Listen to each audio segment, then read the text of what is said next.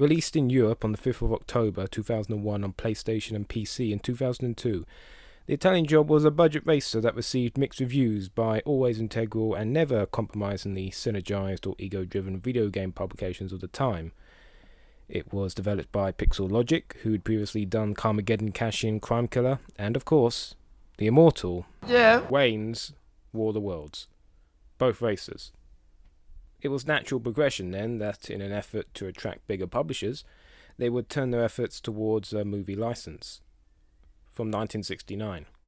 Though not the first film I watched, it was sure as shit the first film I wanted to watch. Soon afterwards, I had the die-cast minis, the VHS, I even enjoyed the remake. I never completed the story mode because even at a young age I was afraid of failure. And also there was something deep down inside me, past my love of the film, that said, this ain't half basic, innit? Rather play London Racer 2. Value for money. So yeah, even 8-year-old me wasn't impressed by this scaled down Driver clone. Though, what the fuck did 8-year-old me know about Driver anyway? Couldn't even get past the first mission. So without further ado... After a fun little FMV intro, you're introduced to a vibrant title screen that with a mere few illustrations manages to sum up perfectly the tone of the film. It even references scenes that don't even make the story mode. Now, what would you like? Everything. Speaking of, you get 16 missions, all driver based of course, centering around the narrative of the film. From being out of jail 5 minutes and already in a hot car, to hanging on and having a great idea, each mission gets you closer and closer to the $4 million. This is the reason the game exists. Stretched over maps of London, Turin and the Alps, all the iconic moments of the film are recreated, either through gameplay or flash video. Taking in the fact that this was nowhere near a AAA title, even for the time of its release, it is genuinely impressive how well some of these missions capture the essence of the scene that they are trying to mimic. The getaway and red, white and blue are worth the price of admission alone for any fan of the film. The story mode really gets damn good at replicating the feel of the original Italian Job. However, they are not all winners in this regard. Oh boy, oh boy, oh boy, he's gonna blow out. Nevertheless, fun times still await in this surprisingly faithful adaptation.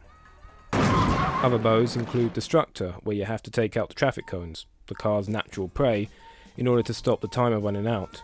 You are reminded of this also from the cones dropping a repetitive bass line each time they kiss your bumper.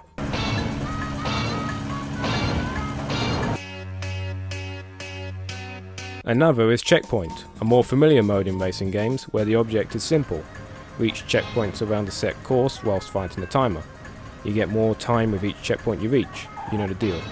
If you're a right bar at this, you get access to an even more challenging mode called Challenge, where you get stuff like a checkpoint course on ice and a few lap circuits with set jumps. Trust me, it's more fun than it sounds. Last mode is Free Mode, a la Driver of course, where you can roam around the London and Turin maps, Switzerland, to any number of cars from the game. I'd say all of them are here from the film, even the sports car from the prologue. Not much else to do to my knowledge, just roam. Kinda boring really. Well, at least they're the sights. This is Big Ben. Oh, there's also a multiplayer mode, but no use to me. The game's presentation is authentic to the feel of the film. The FMVs, like the briefing session conducted by Mockney Kane, add atmosphere to the otherwise rigidly scripted missions, but more on that later. The sound is also good. One of the tracks in the film is repeated ad nauseum, which is not so good. Sound bites from characters are also appreciated. Small things like this add a lot to the immersion. However, the maps do feel stale in activity, especially during free mode, as there is only police to remind you that you're not playing some kind of demo. Harsh for a PlayStation game released in the year 2001, but it doesn't make it any less true. Maybe with the addition of a few destructible environments and secret levels could this sparse feeling be overcome, but it's evident Pixel Logic didn't have the money or the resources to make this a reality. Though inclusions like some buildings being accessible and cinematic camera angles during jumps are appreciated though. Models of the cars are impressive for the time and are replicated quite well from their filmic counterparts. The textures of the maps are acceptable, a notch above the first two Drivers I'd even say. Overall the graphics are passable for a late period PS1 title. Now, as this is evidently a Driver clone, comparisons are justified.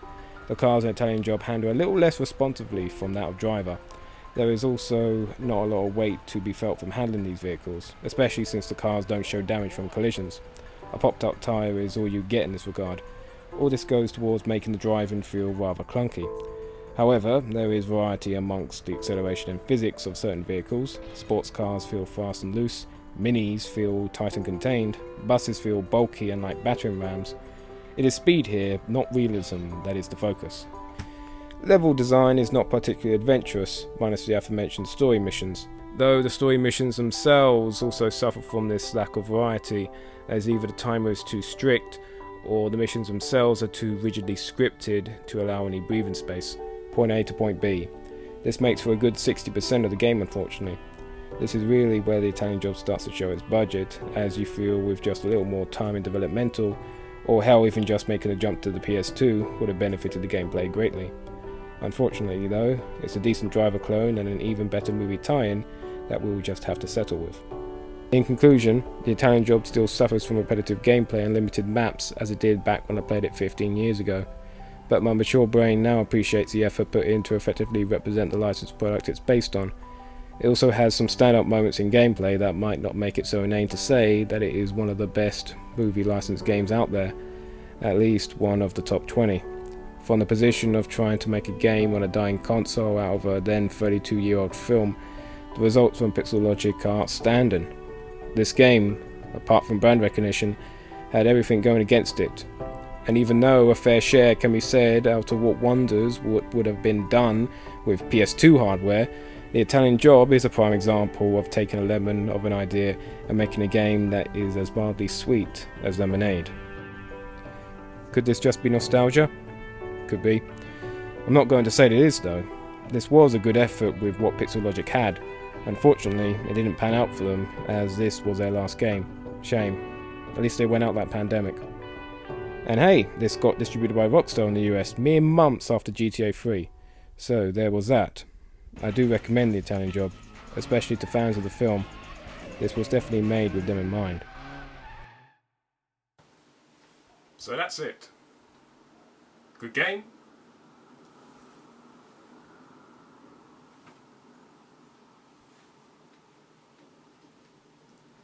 And goodbye. I am definitely more fucking smarter than you, but we can still be friends.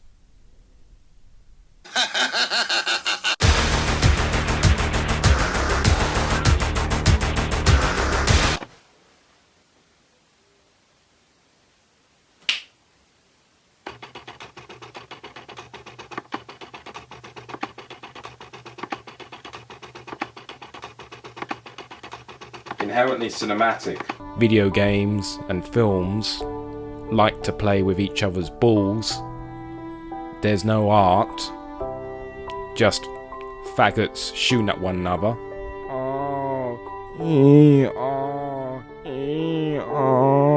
Mafia 3. Mafia 1 was made in 2002 because GTA 3 need money.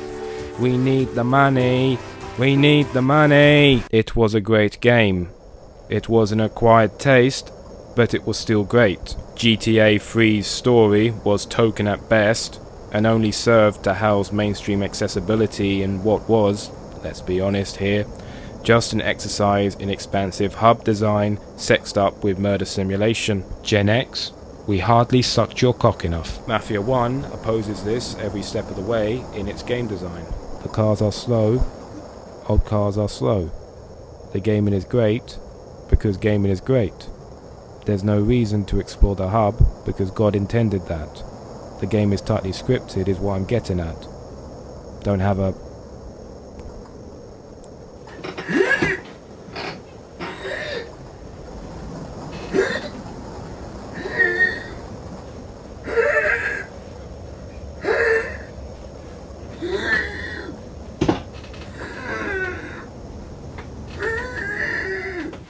I don't fucking care about Mafia 1 being set in fuck all Frisco. Even though I believe it feels more like a compromise than a design choice, the developers made a very conscious decision nonetheless. You don't have to go somewhere to activate a mission, you just start it after you hopefully viewed one of the game's many engrossing cinematic cutscenes. Now to the game's greatest strength: a sympathetic protagonist, multi-layered supporting characters, one of the earliest examples of in-car dialogue, and some of the most fluently scripted level design of the era. What lets it down is poor gameplay. It's not niche, it's just poor. The NCPs are too accurate, and the weapons, all bar the 1911 and Tommy machine gun, are flaccid in attack and stiff to control, resulting in an experience mostly preoccupied by trial and error by yours truly. And I fucking hate that.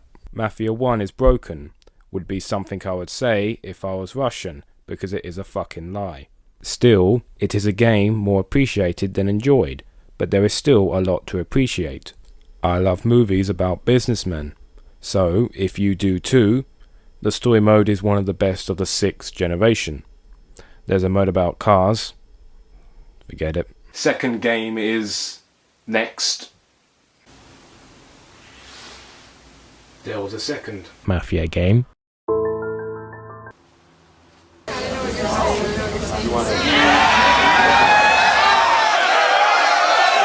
2010, the in thing for gaming at the time was third-person shooters.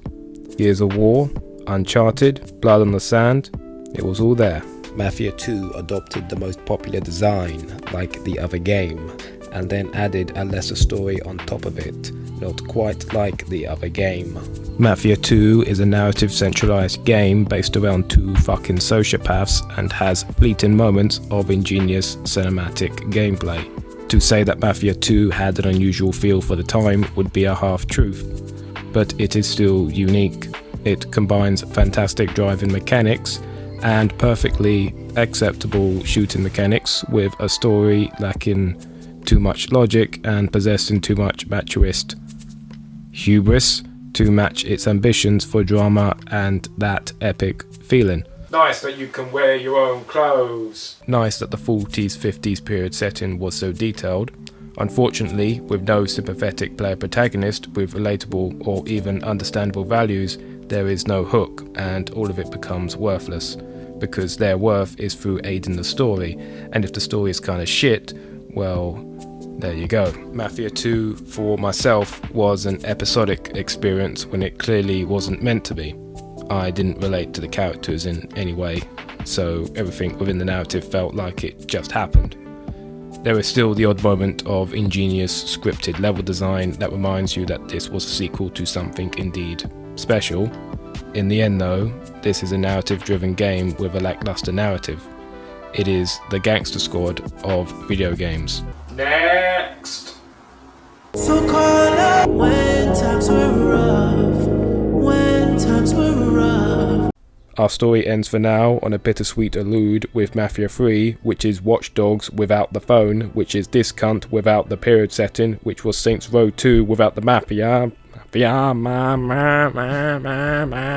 Mafia 3 is the most frustrating experience emitted from out of all the series. The first one was the thinking man's GTA 3, spazzy early 3D controls included. Mafia 2 was a Zack Snydering of the first one, and now the most current entry is a Ubisoft sandbox, not made by Ubisoft, uninspired shite, and on a side note has the best story of the entire franchise. This will not be easy. What makes Mafia 3's story the best of all the Mafia games is the full-on execution of its themes. Racism is believable here, mainly because the approach is plot first, politics second, but also because the second most important theme, revenge, is handled with cold, clinical perfection. The fervence and bombastic righteousness expected from us bougies who've never seen violence firsthand is filtered through the very real fever-pitch racial tension of the United States South circa late 60s. The authenticity to this period gives the now cliched revenge narrative back its third dimension, moral conflict, which is indefinitely felt by the player as they impale, burn, and terrorize beyond measure these skeletons in the closet of modern history. Lincoln Clay's motives, and of those that surround him, are both relatable and believable. Fascinating backstories, evocative personalities, healthy sense of humor, all of them. more than meets 8th generation standards for campaign modes. The docudrama structure of the narrative, however, is a stroke of genius and is very easily the jewel in the crown of all of this. What could have been just a past tense narration evolved into a writer's safe house of sorts, as so much weight and immediacy and context is given to the story with just a few cinematics. In short, the documentary approach is what raises Mafia III from a mediocre sandbox into a curious clash of linear and non-linear third-person shooter. Now we stop, because it's all fucking bad from here.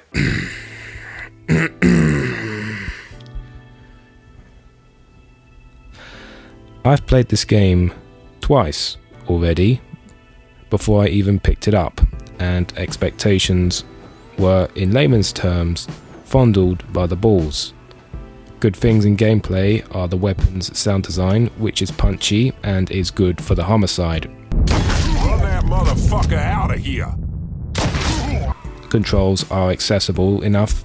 2 weapon slots means strategy is needed, especially in the earlier levels. Drivin is kinda crap. Mission structure is awful for the most part. Fucking padding. Just fucking padding. The underboss and capo missions are fine and up to the standard of the Mafia series in terms of scripted level design. However, nothing really groundbreaking. However, these missions probably take up just about 7 hours of gameplay. The other 15, if you're OCD about it like I was, is fuck shit up, capture the fort 12 fucking times with only environmental differences. This is the game. No empire building, nowhere near enough retaliation, side missions feel token, it's tedious, it's fucking tedious, all of it.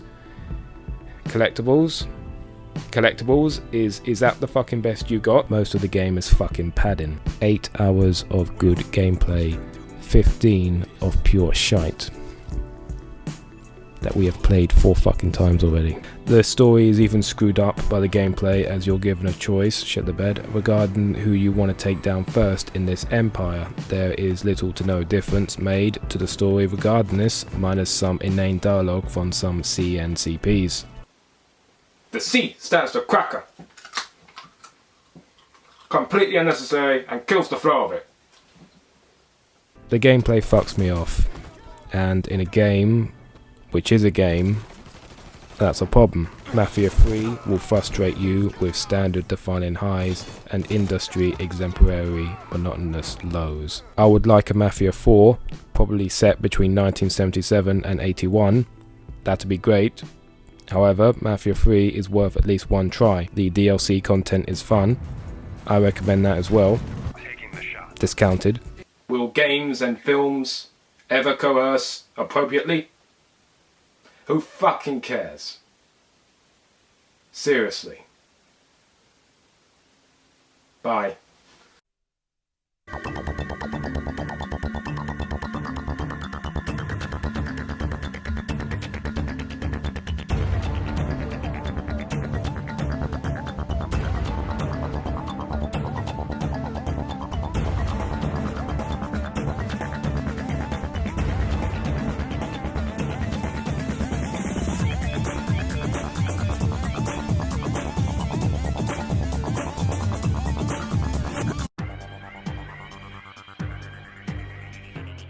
Hybrid was developed in 1997 by Motive Time, who had seen its Commodore 64 heyday of developing licensed games come and go, and was then working on home console ports and budget titles during the 90s. Midas, exemplifying how they were the mark of quality for PlayStation 1 distribution, did not get round to releasing Hybrid until the 12th of April 2002, a whole 5 years after its release in Japan on November 27th. As Hybrid was only released in 2 countries at the twilight of the PS1's lifespan, as well as being a frustratingly undertested experience to play, not much is known about this particular and peculiar entry in the pocket price line of Midas PlayStation 1 releases.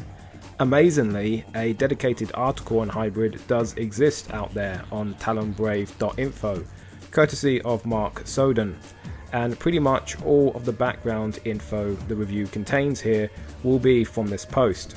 The article is made up mostly of quotes from Jason McPhee, the developer who created the artwork that is seen in the game. From there, things get really predictable as McPhee brings up several hurdles the development team encountered while developing Hybrid, such as being unable to lock down an art style, as well as the development team being massively downsized to just 2 people at a point where the game was far from completed. The Doom and Quake influence is obvious here, as all of the levels are open plan. I found most of them quite hard to navigate due to the low draw distance and all of the wall textures looking the exact same. This is where the aforementioned indecisiveness in Hybrid's art design becomes a hindrance to gameplay, as the bland environments make navigation very difficult. Level 2 is especially bad as it was just one vast white exterior with very generic textures, and it's very easy to get yourself lost, which I did, spending over 10 minutes trying to find a hidden switch that I couldn't find without a playthrough due to no hints in the game other than "doesn't this play like Doom? Wink wink." None of this being helped by the game's very low draws distance, like I said, even by PS1 standards. This level was so frustrating that I almost considered canning this review, but almost as if the devs knew, level 3 starts you off with plenty of ammo and a large shootout, and the gameplay got a little better after that. It was mostly bland empty arenas from there on, but there was a diversity in assets and even shading, which meant I could gather my bearings more and not try to spend another half hour trying to get through this level. But unfortunately, most of the level design is equally as bland and lets down what otherwise is a very entertaining build engine type first person shooter. Also, no analog support. I know this is a game from 1997, but since not even mobile ports of first person shooters use digital controls anymore, I feel like I need to warn you. When a video game development team is understaffed, what usually happens is something called developer difficulty, in which a game's difficulty is tailored to those who created it. Developers are incapable of testing the game for consumers because they are too familiar with it. It is a form of groupthink that is very easy to fall into, and this is why games like Hybrid feel so unintuitive to play. They have been designed with the impression that you have played it already about 30 times or so.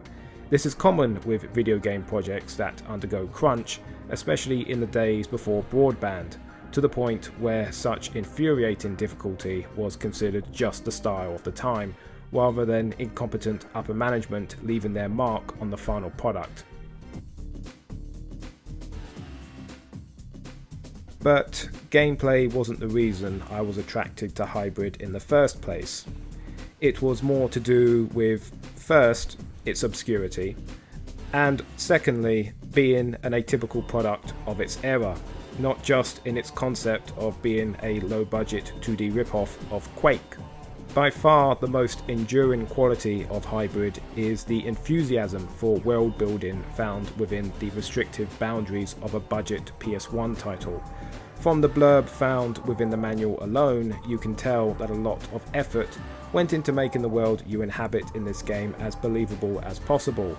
Genuine passion for your work will always shine through, no matter how sparse the resources or frustrating the process might be, and Hybrid is a testament to that. I mean, yeah, the art style is all over the place, and at times it does look like it was made with a NetURLZ dev kit, but I would say that this actually is one of the game's biggest strengths. Its rough sketch presentation is like an unfiltered collage of late 90s pop culture influences, from manga to cyberpunk to even, of course, Y2K. The optimism and enthusiasm for the oncoming 21st century is exemplified here, even if it's depicted as a dystopia being born out of an alien test tube. Right, let's wrap this up. Hybrid lets you choose between a selection of 4 characters, each with their own exclusive stats, starting weapons and even storylines. It is a neat touch which is wasted on such bland level design. Also, I need to mention the voice work. It's absolutely adorable. Toys for the boys. Yes! Obviously, all of it was done in-house, with a character with a design like this, having the voice of someone like this. And I love it. 10 on 10.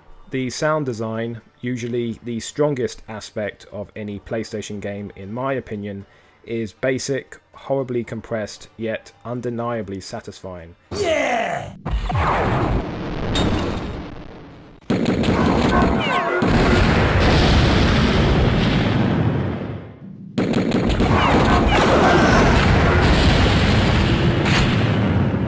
Every gun sounds like a beast, and it makes the otherwise weightless combat feel super fun.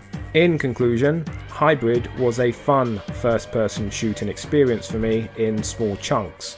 I want to give it a bit more charity, but I've got to say that the digital-only controls combined with its poor level design and low draw distance means that I don't see myself playing this for long, or either on any difficulty above easy anytime soon. Despite all that, it is still a decent budget title with plenty of boomer shooter energy running through it. For better and worse, it is a late 90s first-person shooter through and through. Hybrid might look cheap, but it doesn't play like it. If there are any other obscure first-person shooters you would like me to play, let me know. Thank you for watching, please like and subscribe. And goodbye.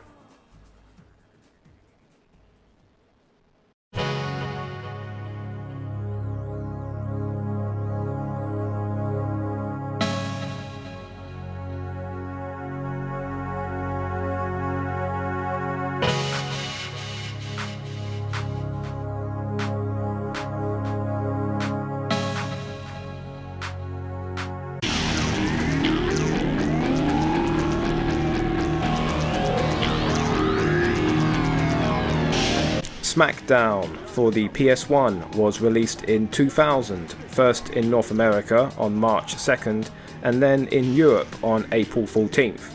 It was developed by Yuke's and published by THQ. Previous wrestling games on the PlayStation had been slow-paced and marred by complex button mapping. I am obviously referring to the Acclaim series of WWF games. They developed them like they were Mortal Kombat games, and they have not aged well, simply put. Boom chakalaka!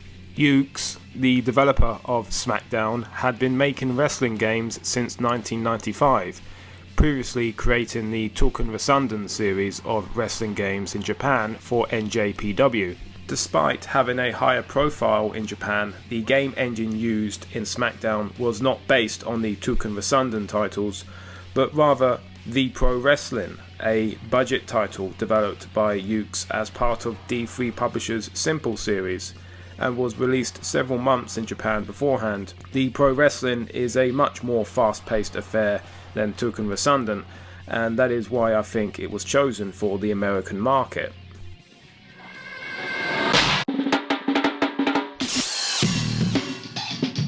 36 of WWF's highest profile wrestlers are available to play in a variety of match types.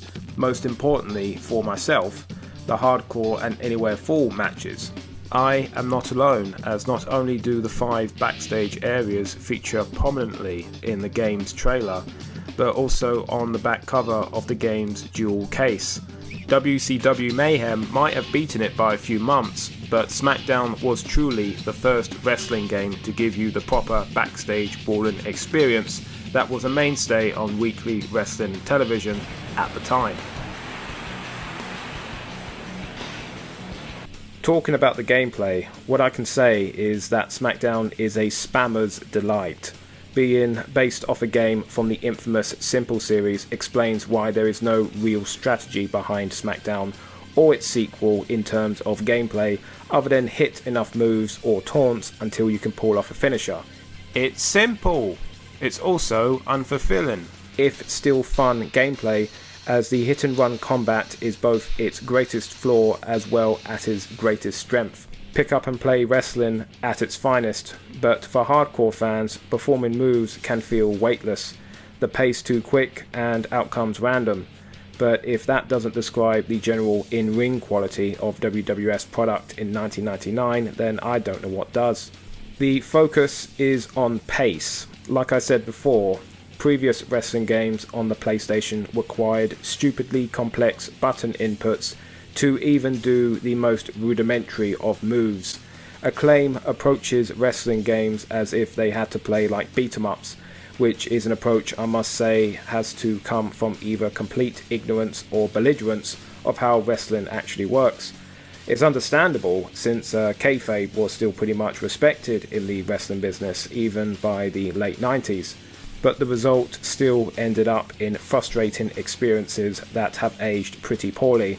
I know these games have their fans, but I am not one of them. Smackdown had simple pick-up and play mechanics from day one. Anyone can play Smackdown, and that is the reason why it became a starting point for a now 20-year video game series. This is made only all the more better thanks to Smackdown's excellent near-instant loading times. Even the Royal Rumble keeps its flow. With the fast pace maintained so consistently throughout this game, it's easy to see why some critics at the time of its release compared it to Tekken. Except for Hell in a Cell, Tornado Tag and the Brawl for All, every major match type featured in WWF at the time is included here, but due to the fast-paced nature of the gameplay, certain matches get lost in translation. Weapons in hardcore matches feel like cardboard, and escaping in a cage match feels like it's more down to chance than anything else, as your opponent never stays down long enough, no matter what you do. Create a Wrestler is decent. There's a lot of skin options, the ability to fine-tune the AI, as well as the ability to edit every single move in a wrestler's set. It is what it is, a good start that would get better and better, not much else can be said. Season mode is really basic, with only a handful of cutscenes available. The variety of stories is even more sparse, and most just feature ambushes and random challenges. Again, like with Create a Wrestler, it's a great start, but it would be a while before this feature was perfected. And finally, let's get to the presentation. The music was created by Matsufumi Ogata, with Kai Morioka and Rai Shimizu providing instruments. Ogata, whose greatest claim to fame was co-writing the music for Sonic CD, produces a sample scrum to go with the butt rock that you would expect from a Sonic composer. It's fantastic, really. I mean, at times it does sound like samples were just arbitrarily laid upon the kind of rock music you would expect from Sega in the early 90s, but nonetheless it serves as a perfect time capsule of where Japanese video game music was at the time.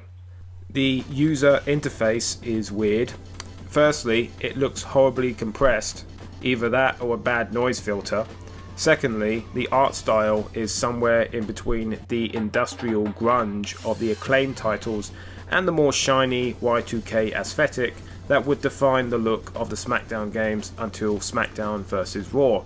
At least it's all blue, keeping in theme with it being a Smackdown game, but it wouldn't be until the next game until the Smackdown series came into its own. Ready, camera 5, camera 7, tilt up. Ready, hold green, stand by hit, stand by left, camera 6, pan right, and action. Welcome to Smackdown! Oh my god, this is great! If you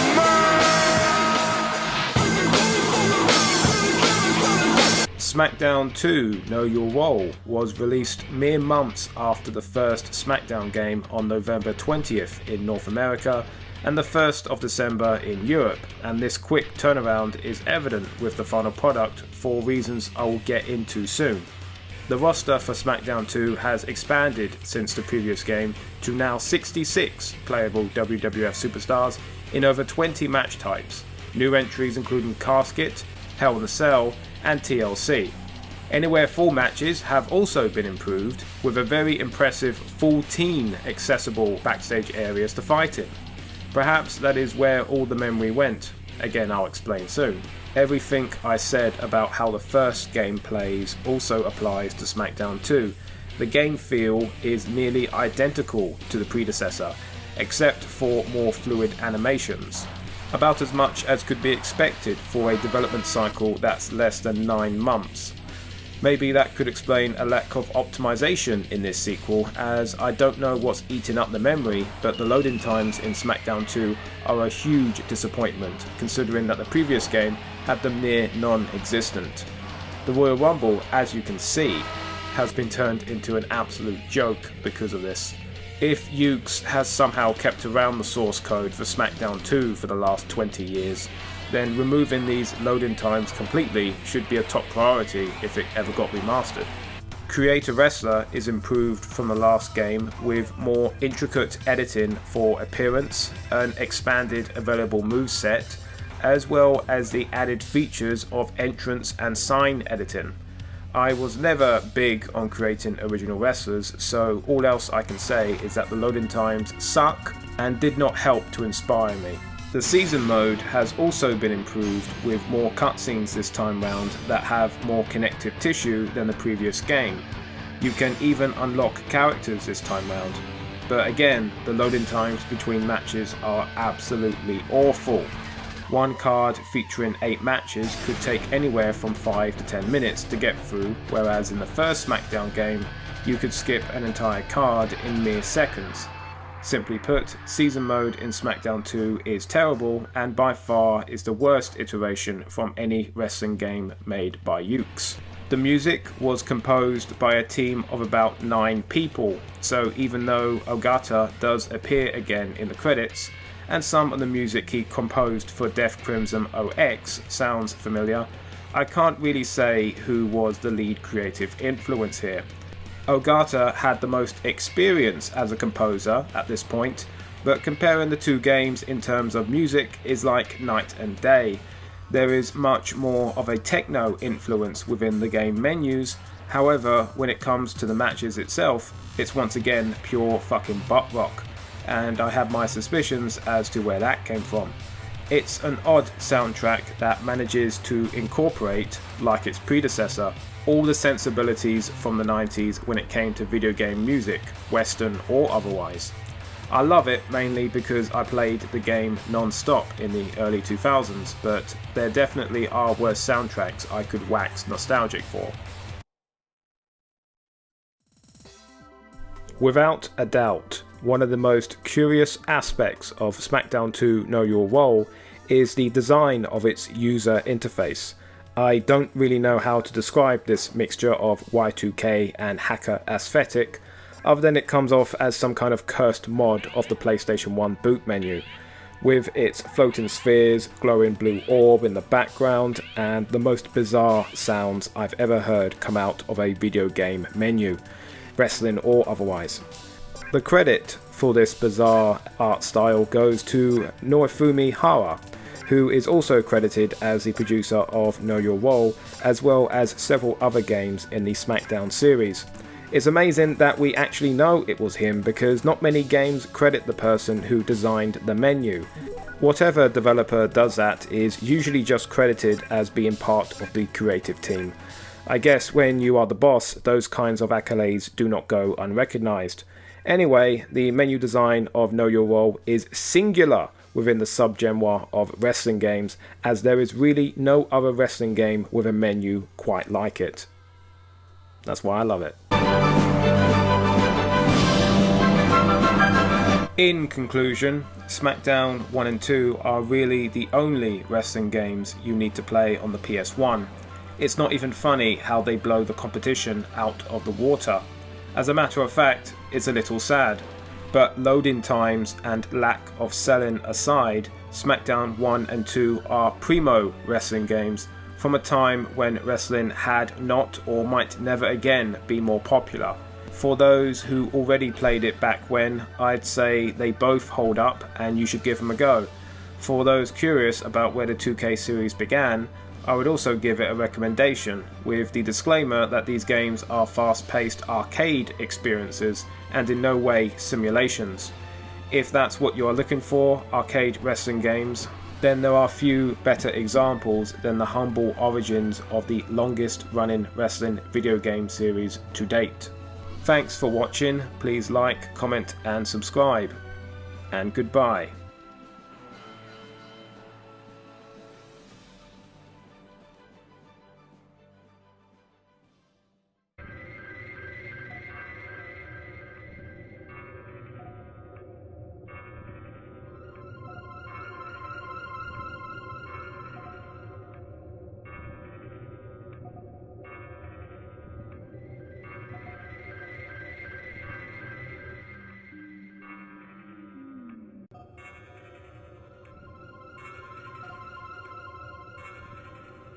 Fluid is a drum and bass specific interactive music editor released for the PlayStation on December 6, 1996 in Japan under the title Depth, and then released on January 8, 1998 in the United Kingdom. It was developed by Opus Corp and published by Sony themselves. Music editing software was a thing on the original PlayStation. Home computing was still a relatively privileged experience in the mid to late 90s, and access to a proper studio setup for up-and-coming musicians was a pipe dream, as always. I was going to say that these games were redundant then and archaic now, but after some research I found out that a lot of people out there not only seem to have bought a PS1 solely for the likes of MTV Music Generator, otherwise known as Music 2000, but some even credit this specific title for creating whole new subgenres of music, such as grime. Well, let's just say that I've never been one for creating music, and from a casual perspective, I can say that the interface for the music editors I have played on the PlayStation are far from user-friendly. Some guys at Sony Computer Entertainment probably had filthy casuals like me in mind then, when they commissioned Fluid, a game, if you can even call it that, where you play a dolphin collecting sick beats along the ocean bed and beyond. You begin the game in what the manual calls the Silent Space, a hub of endless ocean with two key locations, one of several cruise stages and a groove editor. In the cruise stages, you move your dolphin ass with the digital pad to adjust the pitch and tempo of the soundtrack, whilst some disco biscuit infused kaleidoscopic haze of an FMV plays in front of you. This is an incredibly soothing, peak aesthetic experience that instantly puts you back in the year of 1996. I imagine. I was only 2 at the time. Nonetheless, I could not recommend Fluid enough for this alone. But to remind you, this is a music editor still, or what the manual calls a groove editor. Here you have a streamlined and colourful user interface where you can create some banging track easily in the space of half an hour. It will not satisfy those who are already heavy into drum and bass, but it is an alluring and impressive introduction into the subgenre. How Fluid hooks a casual like me into music editing is how it gamifies the creative process. Not all the available samples are accessible at first. You have to play through the cruise stages, go back to the ocean, edit a track, play the stages again, and you unlock more and more. IRL, it is a time-intensive process to collect good samples, and Fluid emphasizes the value of good samples by turning them into something akin to power-ups in a platformer. There is no real challenge to Fluid, only the time required to create one track in order to progress onto the next stage. As a tool to get the young or the inexperienced involved in the creative process of music editing, Fluid pulls off this task with grace, and it is for that reason why I think it's still worth playing today. I have not much else to say about Fluid other than it is one of the best rhythm games on the PS1, or at least one of the best I've played so far. It serves well as a great introduction to music editing and the subgenre of drum and bass, as well as being possibly one of the most stylish and soothing experiences the PS1 has to offer. Even if you're not into music editing, for the vibes that Fluid gives off, I would wholeheartedly recommend it for anyone enthralled with the aesthetics of Sony's first console. Thank you, goodbye.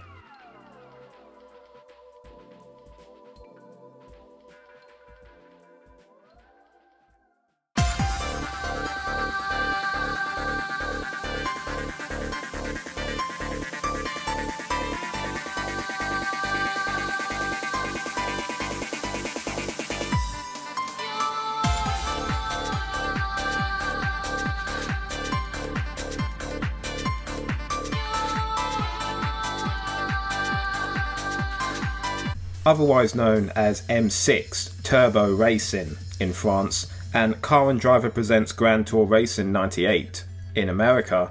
Total Drivin is probably its most well-known release title, as there is not one single French or American track in this game, and also, outside of NASCAR, circuit racing was never really a thing in the States. They're lost because some of the best racing games ever made are circuit racers. But then again, Power Region never got NASCAR Rumble, one of the best Mario Kart clones ever made. So swings and roundabouts, I guess. The game was developed by Eurotechnics and published by Activision. Total Drivin allows you to take control of 5 classes of race car, including buggies, sports cars and rally cars. There are a total of 6 different countries to race in, with multiple track variations for each class of car. Here's some other racing games that came out in 1997. Formula 1 97, Destruction Derby 2, TOCA Championship Racing, and let me tell you, Total Drivin actually fits in with this crowd. Though the best option is an actual steering wheel, analog controls are just better than digital controls for racing games. You feel that you have more control over steering because you actually have something that resembles torque with an analog stick, whereas with digital you're just pressing a button and therefore have to press more buttons if you want more nuanced turning. Everything is fine for the most part until you reach a sharp corner, because let me tell you, drifting is not an option in this game, as the amount of oversteer is ridiculous when it comes to using the handbrake. Even the AI couldn't help but oversteer and cause the occasional free car pile-up. Funny to watch, but also evidence that the physics needed a little more work. Total Drivin just feels its age and doesn't control as naturally as you would want from a game that presents itself as simulation light. Having said all that, Total Drivin is dated, but it is not broken. A half hour or so with the game, or any other fine example of a pre-analog racing game, is enough to understand the quirks and be able to drive the cars as they were designed to be driven.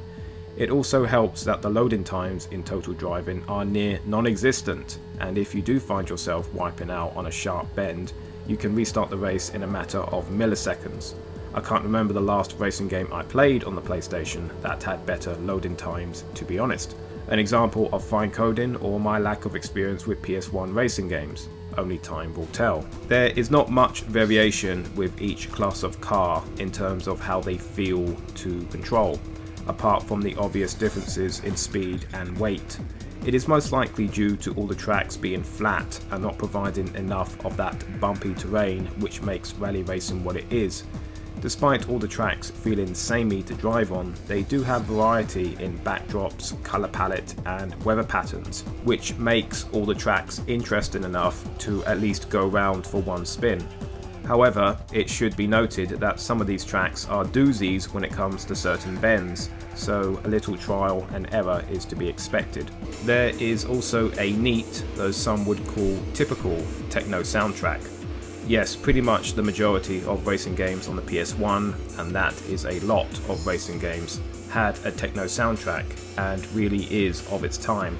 This is because electro music is fast paced and just works well with the gameplay, and Total Drivin is no different. If you love drum and bass, then you'll probably love this soundtrack too. I actually ended up having a lot of fun with Total Drivin on my second try, nearly overshadowing my first impressions completely. The dated drift mechanics are something to get your head around. It is still impressive though, as Eurotechnics created a game that still holds up to this very day, at least in my opinion. Total Drivin cannot decide fully whether to be a simulation or an arcade racer, so instead chooses to be half of each and ends up becoming a racer with uber Euro 90s presentation and simply unbalanced controls. You get the hang of them, but full concentration is required when approaching these corners because the AI can be quite unforgiving. Total Drivin is an odd combination of Ridge Racer and V-Rally, but it is a bright and vibrant looking game with a fitting techno soundtrack and challenging, if at times completely frustrating gameplay. It won't hold your attention for long, but I do recommend seeking it out, as it is emblematic of PS1 racing games made in the transitional period between Ridge Racer and Gran Turismo. And also you can pick it up for like £5 on eBay, so, you know, we gotta lose.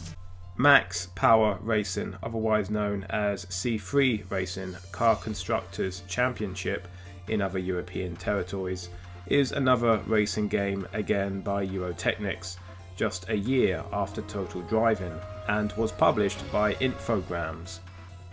If you didn't know, Max Power Racing is a licensed title. Max Power was a British magazine based in Peterborough, focusing on the performance, tuning and car market.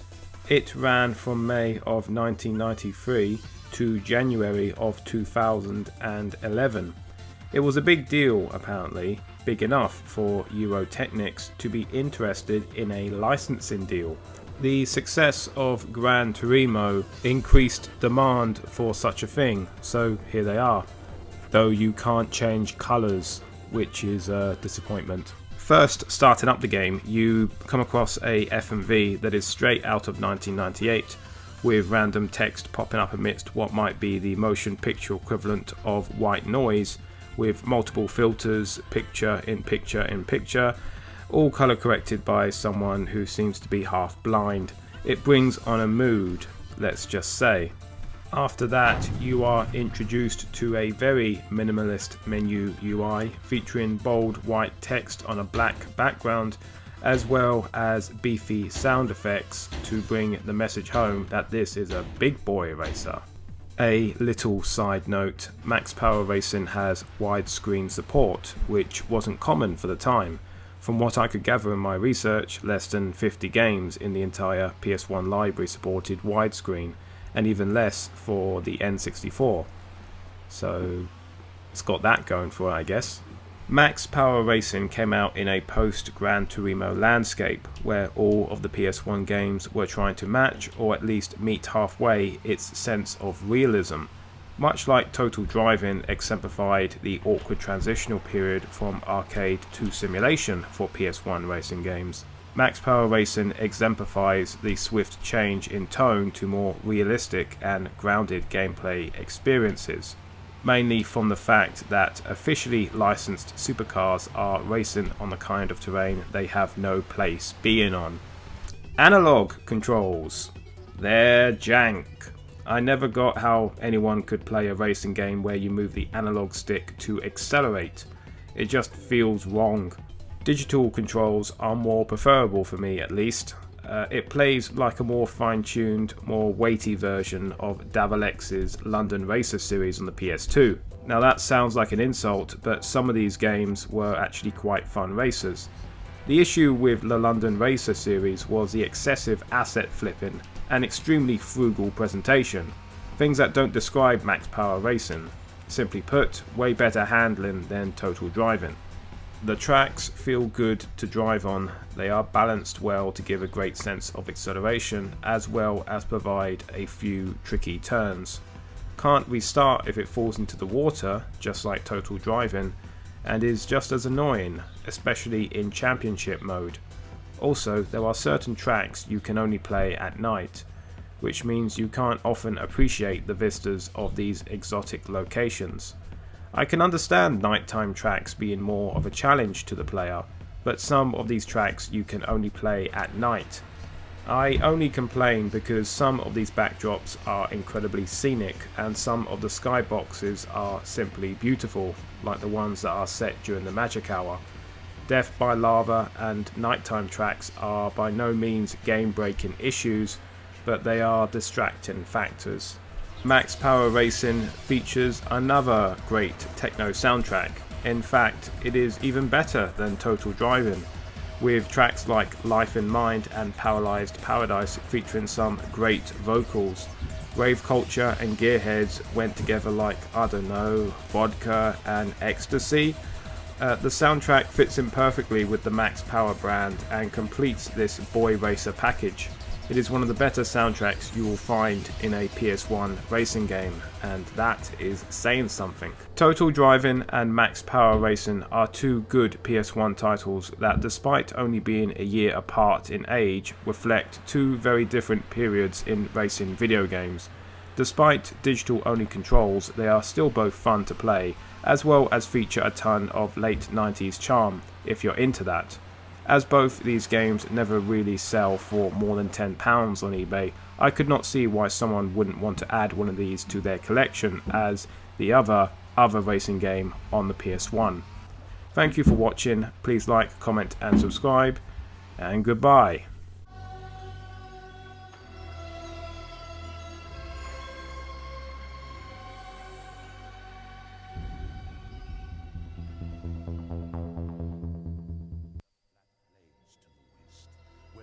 Urban Chaos is a non-linear action-adventure game that was originally released on Microsoft Windows on December 10th, 1999, and was then ported to the original PlayStation in North America on March 21st in 2000, and then in Europe on April 15th of that same year. It was developed by Mucky Foot Productions and was published by ITAF.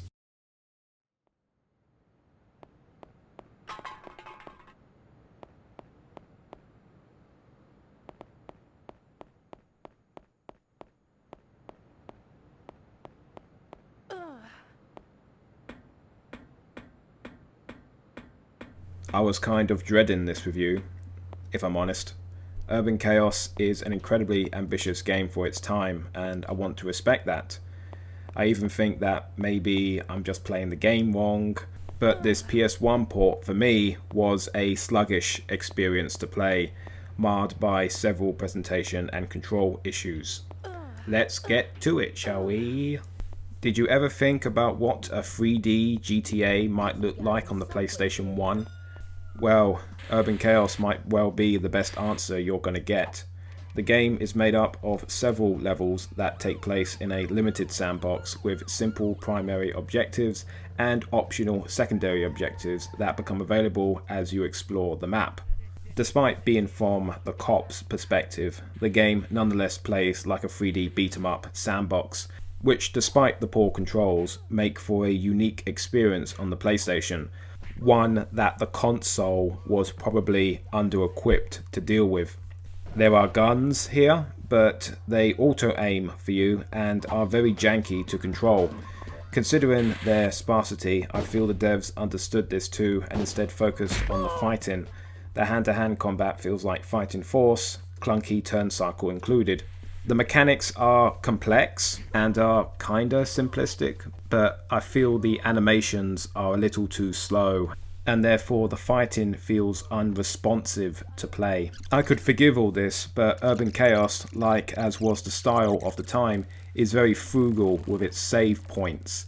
No checkpoints whatsoever during a mission. You have to complete the entire level before you can save, which also was a major problem for GTA 1 and 2. Due to the open world navigation, some levels that otherwise would have taken 5 minutes with a more linear approach to level design could now take up to 15 or even more if you're looking for collectibles to upgrade your stats. I feel the save state mechanic, often the case with early sandbox games, is way too frugal, like I said, and can end up with you losing a frustrating amount of progress, which is more than likely due to the clunky Tomb Raider style platforming. I haven't even gotten to Urban Chaos's presentation. But I want to be a fireman! Listen, pal, if I come down from this building empty-handed, I'm gonna get it in the ass, so don't push me. Oh no, I might hurt you this high up, but I'm staying put, officer. Now wait up. Officer? Officer? Officer Barnaby! I want to be a cop! Yeah? Well, I'll put in your application personally. You will? Sure, follow me. Right on! Let's just say it's Judge Dredd without any sense of irony. Let's just put it at that. It's crap. Urban Chaos was a decent first attempt by the short-lived Bullfrog Breakaway, but when playing it, it feels just like that, a first attempt. It's incredibly ambitious for its time, but definitely needed more time in the oven, as the primary beat-em-up gameplay is both repetitive and finicky, the gun combat is beyond jank, and the platforming controls don't have a satisfying amount of feedback. A lack of time in development is really what always holding back Urban Chaos from being a late period PS1 classic.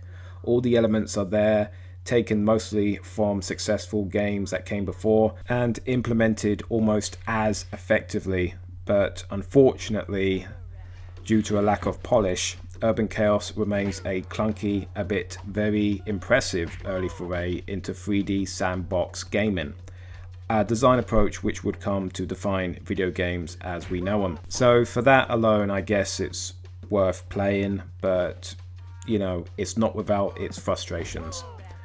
Thanks for watching. Please like, comment and subscribe. Everything. Goodbye.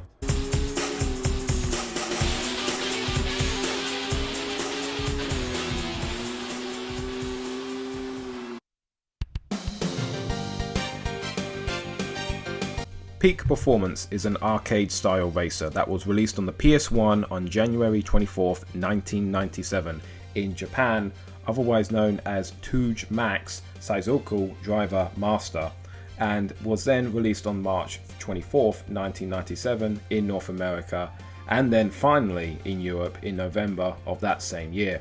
It was developed by arcade shmup specialists Cave and was published by Atlus.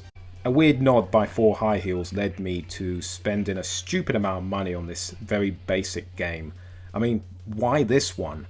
I guess it is due to the breezy Sega AM2 vibe going for it in its presentation, which we'll get to soon, but overall, for the price that a physical copy goes for, I really expected more. There are a lot of differences between the Japanese version and the international version. For one thing, Touge Max actually featured licensed cars, and Peak Performance still does, to be honest, but with all the branding removed in an astoundingly bold move by distributor Atlus, as all the car models basically retain their IOL forms.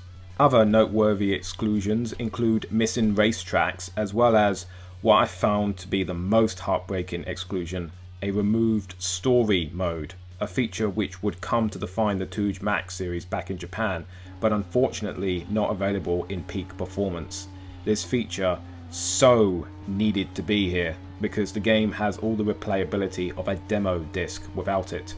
You have about 4 racetracks shared between the options of a circuit race or a time trial, as well as a course editor. That is it. I also spent an embarrassing amount of money on this game too, did I tell you? I could easily have passed this one up because except for the gaudy presentation, Peak Performance is a truly underwhelming experience. The controls are not bad for a pre-analog PS1 racing game. It controls just fine. It's more tuned towards drifting, which does make you think you're on an ice rink at times, but the sense of acceleration is otherwise fantastic. It will take some getting used to if you never played a racing game with digital mapping before, but the AI in Peak Performance doesn't provide much of a challenge anyway. It's simple arcade fun that is just all too short. By far and away, the best aspect about Peak Performance is its peak 90s presentation. The whole gaff is strewn in pastel colours from the game's main menu to even the physical box that it came in. It also has vertical scrolling graphics in the background, fonts that do not have a uniform style, and a soundtrack that consists of nothing but jazz fusion and butt rock. I got way more enjoyment out of the art style of Peak Performance than the actual gameplay, which frustrates me because I spent a stupid amount of money on what is essentially just 55% of a game. I cannot recommend Peak Performance at all for the prices that it goes for on eBay nowadays, but if Google is your friend and anything you've seen here has piqued your interest, then by all means it's okay for a race or two. But seriously, Peak Performance is a severely neutered port of what sounds like an actually enjoyable combination of a visual novel and Ridge Racer in its unexpurged form. I would seek out Touge Max if I were you and leave Peak Performance in 1997 where it belongs. Thank you, please like, comment and subscribe, and goodbye.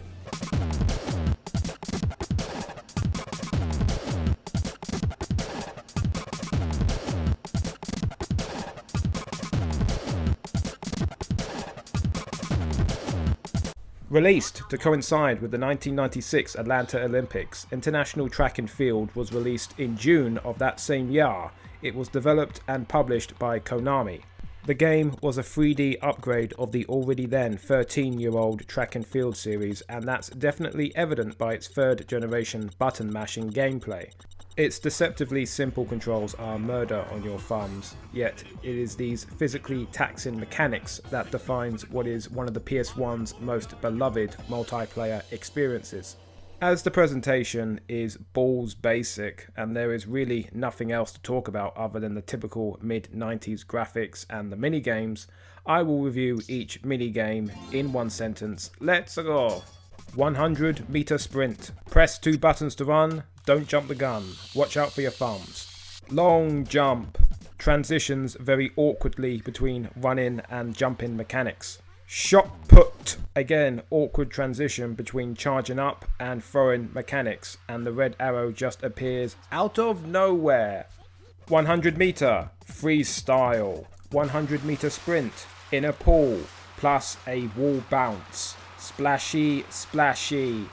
110 meter hurdle. 100 meter sprint plus X to jump over hurdles. Just fine. High jump. Sod this jump mechanic. Sod this camera angle. Sod all this. Hammer throw. Exactly the same as shot put, but then again, timing is everything. Triple jump. An utter cluster of free mechanics that feels more like a game of chance over anything else. Javelin. Controls the same as long jump. Same problems. Pole vault. Animation is janky. It's unclear when you've got to jump, and it's almost as bad as high jump. Simply put, the best games are the ones with the least amount of mechanics. Maybe it's just me, but the margin of error is wafer. And though the controls do feel fitting for the Olympic Games in which they mimic, it doesn't translate into fun gameplay. Well, the loading times are fast, so at least I can say that. The fast loading times make for less frustrating trial and error. Did people have fun with this back in 1996? More power to them if they did. But for me, I'll stick with Wii Sports until at least the urge kicks in that I want to play an early 3D game with 8-bit difficulty.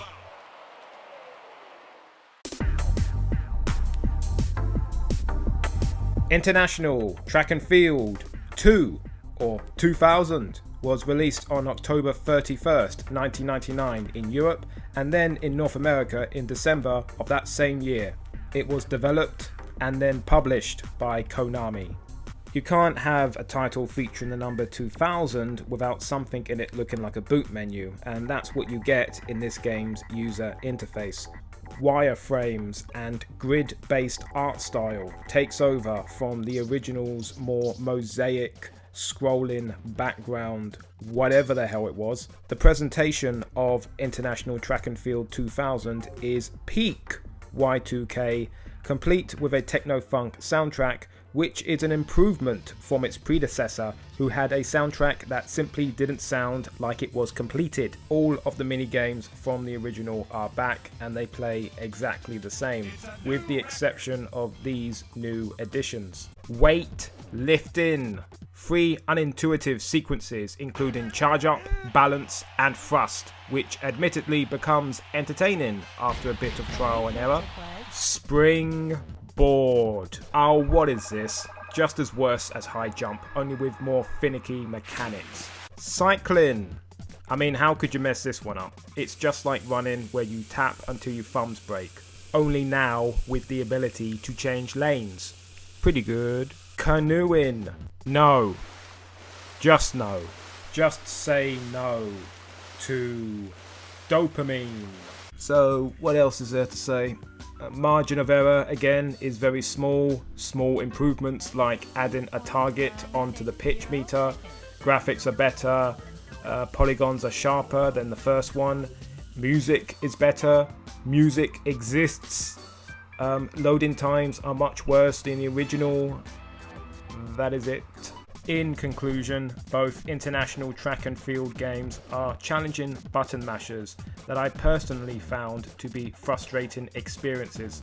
Great memories playing Wii Sports might make me biased towards these games, so I'll emphasize that they still retain some charm as they are very much of their time, just like their 8-bit predecessors. Also, they are relatively cheap games, so I guess why not? But I wouldn't recommend them to newer players. Thank you for watching. Please like, comment and subscribe, and goodbye.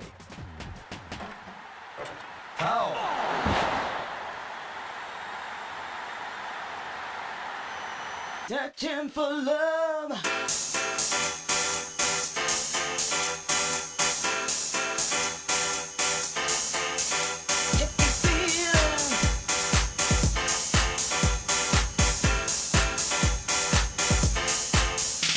Trap Runner, otherwise known as Trap Gunner. Countdown to Oblivion is a PlayStation exclusive title released in North America on September 24th, 1998 and in Europe on the 25th of June 1999. Fuck, I'm old. It was developed by Rasim Dim, who would go on to create Mario and Sonic at the Olympic Games, and it was published by Atlus. Trap Runner is a difficult game to explain in a sentence, so I'm going to have to get really basic with this. It is a battle between two opponents in a closed arena seen from the diagonal down perspective. Every selectable character, and what a roster, we'll get to that, have melee attacks which are short range and deal little damage. The favoured means of damaging an opponent is through hidden traps, hence the title Trap Runner or Trap Gunner. America. Now that might sound like a beat 'em up variant of Bomberman, but the game is not as fast paced as that description would suggest. If I had to put it into one sentence, I would describe Trap Runner as a hybrid of real-time strategy and puzzle elements. The strategy elements come from figuring out the best places to place traps whilst navigating a small and potentially hazardous space, whilst the puzzle elements come from when you are on the receiving end of your opponent's traps. You have the option to crouch and investigate your surroundings until you find the bangy, and then input a combination of face buttons until you disarm it. I have not played anything else quite like it, to be honest, and as you can tell, I am finding it hard to condense my impressions because the gameplay experience is really that singular. Which is a good thing, I guess, in a contemporary market where formula is king. Simply put, Trap Runner is a prime example of that kind of sophista arcade gameplay that the PS1 is fondly remembered for. You have the option of going straight into a match or experiencing the story mode, which plays out like every beat-em-up tournament mode ever, where you blow up the entire roster, smack-talking them as you do so, before facing a special boss at the end. Rysin obviously had multiplayer in mind when developing Trap Runner, so as a mostly solo gamer myself, I am very grateful that they put in the effort. It is always a good time when a story mode is in any video game for that matter, as whether it's good, bad or indifferent, a story mode is a surefire way to add longevity and character to any title. And now, let's get to what I think makes up a good 45.98% of this game's charm, and that would be its presentation. Straight off the bat, we have this attack of the late 90s anime opening movie, the style of the time of course being a barrage of on-screen text, flash cuts, all in aid to present the character roster and hint at their story arcs. After that, we get a steampunk CRT monitor display for the main menu, complete with static and sound effects that evoke the flipping of a fat plastic switch the size of your palm. The intriguing design for our rogues gallery of playable characters here is credited to one Kenjiro Moyota, whose greatest claim to fame was being the character designer for the background artists of Super Street Fighter IV. Wow. The only other time he designed main characters was for an obscure arcade beat-em-up called The Rumblefish 2. Going by this only other available comparison, we can assume that Morita sure enjoys his shy femboys, brooding military girls, tanky bears and long scarves, as we all do, as Trigun and Cowboy Bebop are obvious influences on the character designs of both games. Any of the designs in Trap Runner could fit right into any 1998 anime, a bit any espionage steampunk late 90s anime, which the last time I checked there were only 5 of that year. Finally, the game's music, composed by Tomohiko Satao, is overall terrific, in particular the character select screen, which could have filled up any rave nightclub at the drop of a disco biscuit, or Dicky Bickies as they are known in Liverpool. The overall soundtrack is a pastiche of everything released on VHS by Manga Entertainment and could not be more fitting for the fast-paced, high-concept gameplay. Quai. In conclusion, Trap Runner is a fantastic 3D RTS puzzle game which is singular in gameplay and pure late 90s anime in presentation. It is a title which exemplifies hidden gems, released within arguably the PS1's greatest year in circulation. It costs a bit nowadays, likely due to publisher Atlas seemingly not able to secure a decent West Side distribution deal to save their life, but I would say it is worth the money, as I truly believe it's one of the coolest games in the entire PS1 library, and would make an excellent addition to the new PlayStation Plus package. For those who don't have any attachment to the PS1, I would still recommend it, as it provides a gameplay experience that you won't easily find elsewhere. Thank you for watching, please like, comment and subscribe, and goodbye.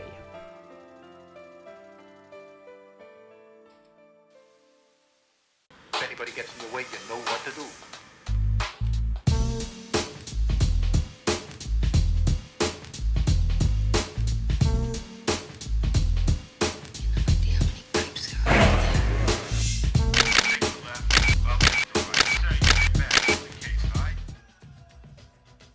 Grand Theft Auto for the PlayStation is a 1997 port of an MS-DOS game by DMA Design Interactive. The port was handled by Visual Sciences Limited. It was one of 3 ports, which also included Windows and Game Boy Color, all of which collectively would go on to sell over 3 million units. It is the first entry in the Blockbuster series, which has taken over the world, over YouTube, and I will not bore you with what 10,000 videos on this channel have already said. This review will focus on its gameplay and presentation, and will keep the fanboy masturbation to a bare minimum, or at least I will try, because it is GTA after all. Let's look at the jewel case first of all, shall we? This Platinum Edition has seen better days. Despite that, it is still only the 32nd game ever to be released on the PlayStation, and I'm happy I own it. It comes complete with a manual filled with that Rockstar Games charm, let's say. It's 1997 and it's very basic design, just black text and image grabs on white paper. You can tell how early this was in the PlayStation's lifespan, as this adult video game made for adults still feels the need to be extra careful reminding the player about how this newfangled disk drive works. There's even a print out of the legal definition of Grand Theft Auto according to the United States Penal Code on the back of the manual, just in case you didn't get it. There's also a printout of all 4 in-game maps, and the reason why DMA thought this to be necessary is something I will get into later on. I first played this game on the PlayStation Classic, Sony's 2018 mini console that I'm still obsessed with to this very day, for all the wrong reasons. To be honest, I was quite furious that this was on the PlayStation Classic instead of Driver, because 1, Driver is way more playable than Grand Theft Auto by today's standards. 2, Driver was made for the PlayStation rather than being an inferior port of a game made for MS-DOS. And thirdly, you could actually get the vastly superior PC version for free on Rockstar's website. Grand Theft Auto feels exactly like a first try from DMA, a proof of concept that features many ill-thought or poorly aged design choices, depending on your perspective. 3 particularly bad mechanics stand out: the camera, the navigation, and the save states. Those bloody save states. Firstly, I'd like to talk about the camera. The first thing that hit me like a brick in the face and suggested that I should cut my losses now. Nothing wrong with the top-down perspective, mind you, but rather its obnoxious auto-zoom that was clearly a design choice made for cosmetic purposes rather than anything practical. For reasons that are probably exclusive knowledge to the dev team, the scrolling is not synced up with the vehicle's acceleration. Simply put, whenever you accelerate in a car, the camera zooms out and drifts slightly forward to give a better view of what's coming ahead. It's a nice idea, but the end result is almost a nausea-inducing amount of shaky cam, which ends up disorientating you more than anything. And also, I swear the camera is also more tighter here than it is in the DOS version, possibly as a way to compensate for the PlayStation's infamous draw distance capabilities, or lack thereof. Like I mentioned, I think that this was a cosmetic choice over anything else, because the canon excuse for the top-down camera, as the manual states, is that the player's perspective is coming from the DMA news chopper, so maybe it was their way of simulating how footage captured from a news helicopter is always zooming in and out. Again, neat idea if that was the intent, but it completely ruins the gameplay experience nonetheless. Second of all is the navigation mechanics, or lack thereof. This one's not as egregious, as we all know that video games before the turn of the century were made as hard as balls, usually as a shortcut to increase the game's playtime. You combine this development philosophy with the limited perspective and complex map design of Grand Theft Auto, and what you get is just one arrow pointing where the crow flies on a map which often leads you into a dead end, or the fucking river. Memorizing the map can help, but it's definitely a chore, especially since most of the map looks the exact same. However, all of this wouldn't be as near as frustrating if there was one design choice that even trumps the drunk cam and aimless arrow in terms of bullshit, leaving the late 90s gameplay mechanics, and that's the unacceptable frugality in which Grand Theft Auto hands out save points. You can only save between levels, and if each level consists of 10 to 20 missions that take 5 to 10 minutes each, well, you do the math. Easily an hour's worth of gameplay can be lost, which is just frustrating beyond belief. All of the aforementioned design flaws prevent Grand Theft Auto from achieving that frantic arcade feel that it's going for. And yet, despite all of this 90s jank leaving a terrible first impression on me, I have to admit that Grand Theft Auto eventually grew on me. I became accustomed to its quirks, and despite that being a frustrating process, I managed to work with what I had and be able to appreciate Grand Theft Auto's true strength, its presentation. Grand Theft Auto isn't just another 90s game with adult themes. It provided that one thing that makes adulthood intriguing to begin with: autonomy. Well, as much simulated autonomy that a game from 1997 could provide you. It is also, without a shadow of a doubt, one of the most stylish games on the PlayStation as well. And that leads me in to talking about the sound design, which is incredible. It was just 3 people who created the hour-long, mostly sample-based soundtrack.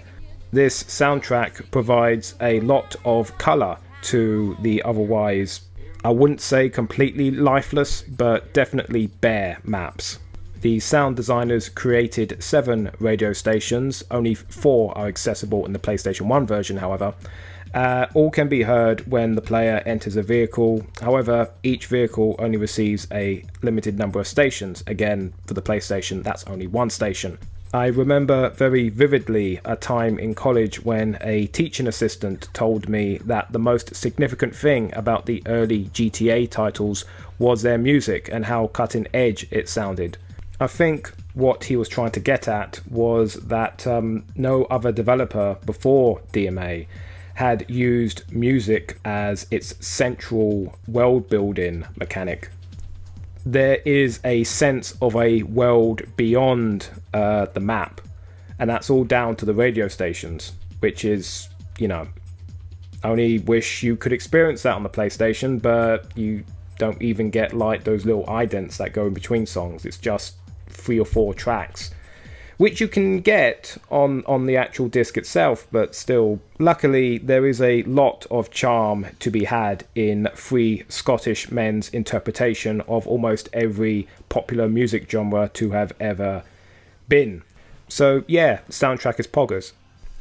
You know, I thought this would be a much more scathing review than it turned out to be, because like I said, my first few hours with this game were extremely rough. However, I eventually came to appreciate how complete a product GTA thinks it is, in spite of the reality of actually playing it. The core appeal of GTA has always been in its presentation, even when the illusion that these grid-based sandbox maps give you complete freedom breaks away, as, like is common with open-world games, the controls age very poorly and technical limitations become more apparent.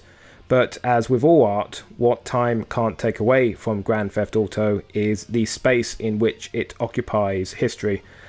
Oh, you know this was coming. From architecture to illustrations to even interactive media, what a certain product of labour says about the people who made it and the people who it was made for will always have timeless value. Grand Theft Auto hit a nerve that no other video game was hitting at the time. Are there other games from the late 90s that have better gameplay than Grand Theft Auto? Fuck and yes.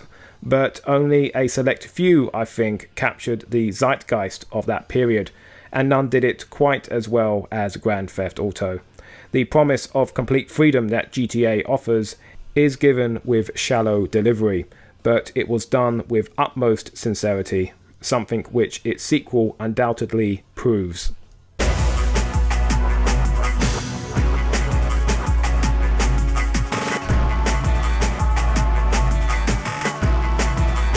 GTA II was released on October 26, 1999 in North America and the United Kingdom. It was a watered-down port of the Windows version, which went on to sell 1,450,000 units and is the 68th best-selling game on the PlayStation. The game boots up with what might be one of the best FMVs in a PS1 game, a tightly edited video package which introduces the game's new respect system in style, as well as reeks of 1999 with frantic fish-eyed camera work, drum and bass soundtrack, and multiple colour filters. It is a glorious eye strain to behold. First things first, thank God the camera is locked to the car. The awful scrolling has been fixed completely from the first game, and no longer you feel you are battling the camera itself as an additional enemy. Like any good sequel, pretty much everything has been improved upon from the last game. Guns feel more satisfying to use, cars feel faster and varied in their properties, and there's even a jump button for platforming. Navigation, though still illustrated with only one arrow, is improved with map design that eschews realism for versatility, aiming to get you to the next mission with as few corners or any lateral movement as possible. There is never a staircase, an alleyway, or a shortcut too far to keep you driving fast to your next mission.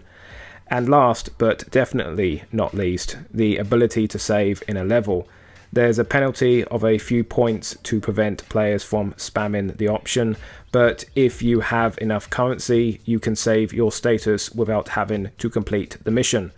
Simply put, the gameplay of GTA 2 is everything the first entry was trying to be, a fast-paced, arcade-style crime sim. Gameplay is still frustrating in places though, with the navigation being the same level of ball ache, with no minimap, and now you have to contend with a map with variable altitude.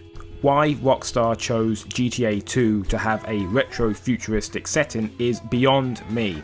It is such a departure in art style from all the other GTA titles who went with a hyper-realistic approach. It seems that since it was all anybody was talking about that year, the world of tomorrow, you know, Y2K and all that shit, is what came to define the look of GTA 2. I remember first playing it back like 20 years ago and not even being aware that it was set in the future. I know it's such a limited perspective you're dealing with, but none of the cars or the weapons or visible infrastructure seem at all futuristic. The music also reflects this a bit, with some misguided attempt at a Japanese radio station, which only further illustrates the awkward orientalism that pops up occasionally in GTA 2's presentation. The gang cars with the symbols on the roof was the only thing that seemed remotely futuristic to me, but I think it was out of expediency that they were there rather than any stylistic reason. In my opinion, GTA 2 has the weakest presentation of any game in the series because of its haphazard approach to world building. The Respecta system is what defines GTA 2, as even though it appears in several other GTAs afterwards, it is in a truncated form and in no way as central to the gameplay as it is here. 3 bars are anchored in the top left of the screen, illustrating where you stand with the 3 gangs operating in whatever level you are in. The closer the scale is to the plus sign, the more they will like you, and the closer it is to negative, the more they hate you. Every mission you complete, as well as every act of violence against a gang member, affects these meters. The goal is to keep everyone on good terms as much as possible in order to progress, as not one single gang has enough missions for you to progress. It adds a level of strategy to the gameplay, but also a degree of frustration, especially as it is not clear how good you have to be with a certain gang in order to work for them. The missions garner increasingly hostile reactions from rival gangs as you progress also, and you can find yourself trawling halfway across the city to a payphone only to find a no clawed speed allowed sign in front of the treehouse. Again, it's Rockstar's ambition getting the better of them, working backwards from a good idea instead of working with the hardware limitations of the time and compromising in the name of playability. But I guess image is perception and all that crap to a lot of people, and Rockstar, until recently that is, had the best of any company in the industry and could do no wrong. Concluding with the respect system, let's just say it's an interesting idea that is marred by GTA 2's navigation issues, like everything else in this game. GTA 1 and 2 have not aged well, I have to say. Maybe they play better on PC, and just going by playthroughs on YouTube, I can see that the PS1 ports are nowhere near as colourful looking and also feature way less music and have worse draw distance. But even if they were one-to-one ports of the PC version, the top-down perspective and lack of any in-game map means that these two games would be frustrating to play nonetheless. The amount of dead ends you'll run into will be innumerable unless you play these games religiously for hours on end, and God forbid you encounter a timed mission. This, plus the awkward controls and aforementioned presentation issues, mean that either you had to be there or wish you were there to make these two proofs of concept worth the time needed to play properly. Having said all that, I would still recommend them for their historical significance and their at times hysterically desperate attempts to be edgy and cool, but then again I could be describing the entire 90s there. High concept presentation or intuitive gameplay. GTA 1 and 2 will be your Rorschach test as to which you value more in your video games. Thank you for watching, please like, comment and subscribe, and goodbye. Evo's Space Adventures, otherwise known as Space Station Silicon Valley, is a platformer released on the PlayStation and Nintendo 64, exclusively in Europe. I will be covering the PlayStation version, which was released on the 15th of June 2000. It was developed by DMA Design, now known as Rockstar North, and was published by Take-Two Interactive. Last week I talked about GTA 1 and 2. This week, from the same group of people, I will talk about this obscure sci-fi platformer. I admit I am probably out of my depth a little here, as I've probably played less than 10 platformers in my life, but this game barely has any digital footprint, which is like catnip to me, and also I'd like to show that there are other games I play other than just racers. So here we are.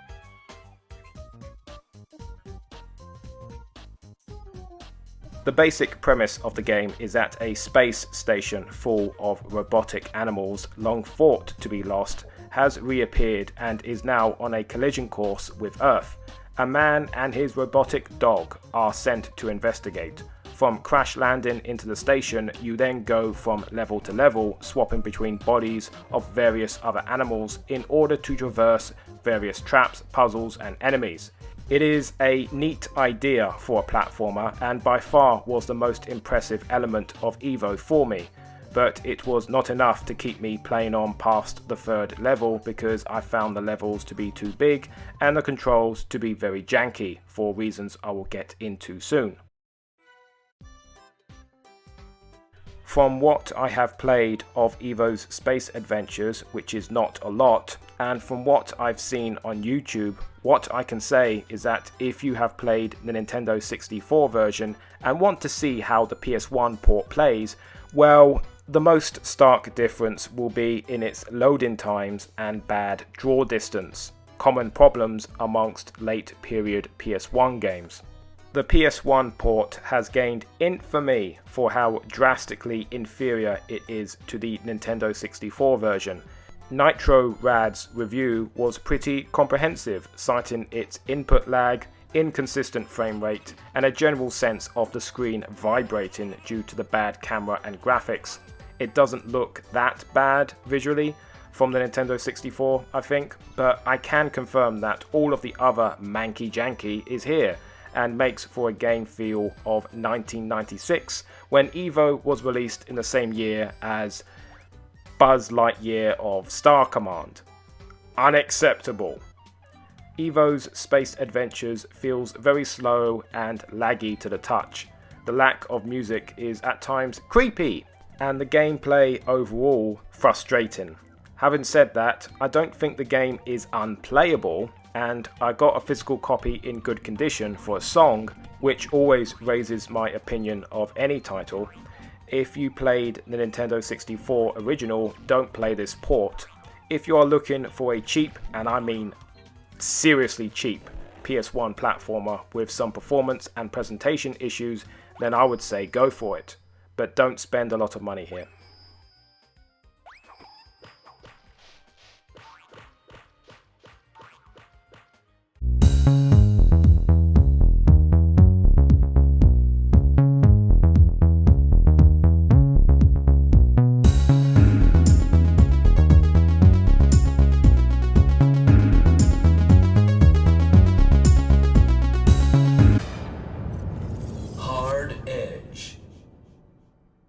Otherwise known as TRAG, Mission of Mercy, was released first in Japan on December 3rd, 1998, March 31st, 1999, and then finally in Europe on May the 20th of that same year.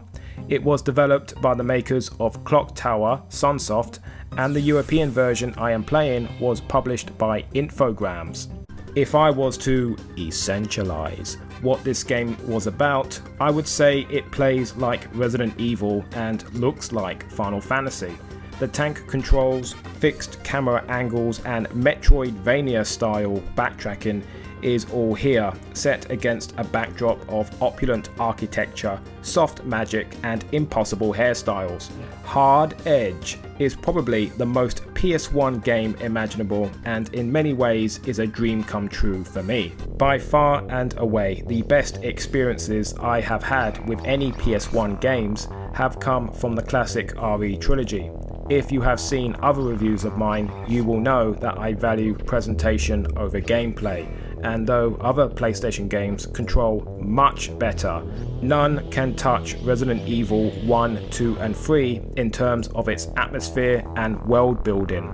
Hard Edge copies the formula of close combat with tight arenas made up of nice looking pre-rendered stills.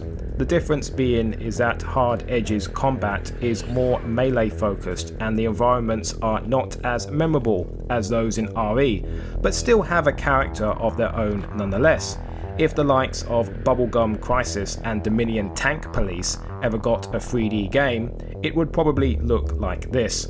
In fact, Cyberpunk Resident Evil is probably a better summary of this game than what I came up with earlier. But I have to come back to those pre-rendered backgrounds as they are my biggest gripe with Hard Edge. Though, like I said, they all look like they could be backdrops for a late 90s cyberpunk anime, it's still a very generic looking skyscraper with minimal sci-fi elements. I know that navigation issues can raise the tension, and this might be deliberate on the devs' part, but the Togusa building is at times a frustrating labyrinth due to how unintuitive its design is. I never got the feeling as I progressed upwards from story to story that I was still in the same building, not helped by some camera angles that do a bad job of illustrating a room's geometry. I mean, you have environmental storytelling in the documents you find scattered around the place. That's still here and it's very good, but despite the backgrounds looking really cool, they tell neither the story of who was there before or where you are going. The Resident Evil games emphasized both progression and foreshadowing with their locations, not to mention that they were very easy to navigate. Hard Edge doesn't achieve this with the Togusa building, and like me, you might find yourself very lost very quickly. I'll conclude by saying that Hard Edge has impeccable style, very Gucci, and copies the gameplay of Resident Evil really well in some places, and in some places doesn't. The ability to switch between 4 characters does make its combat more engaging and slightly less awkward than Resident Evil's, but Togusa is a far cry from Spencer, and navigation issues will kill the flow unless you plan on using playthroughs. I cannot emphasize, from the voice acting to the character designs to the funky music, how everything in Hard Edge comes together to create a great mood and is worth it enough to overcome the design flaws. To date, it is the closest you are going to get to being able to play through a late 90s cyberpunk anime, and if that sounds as good to you as it does to me, then I would recommend seeking this one out. Thank you for watching, please like and subscribe, and goodbye.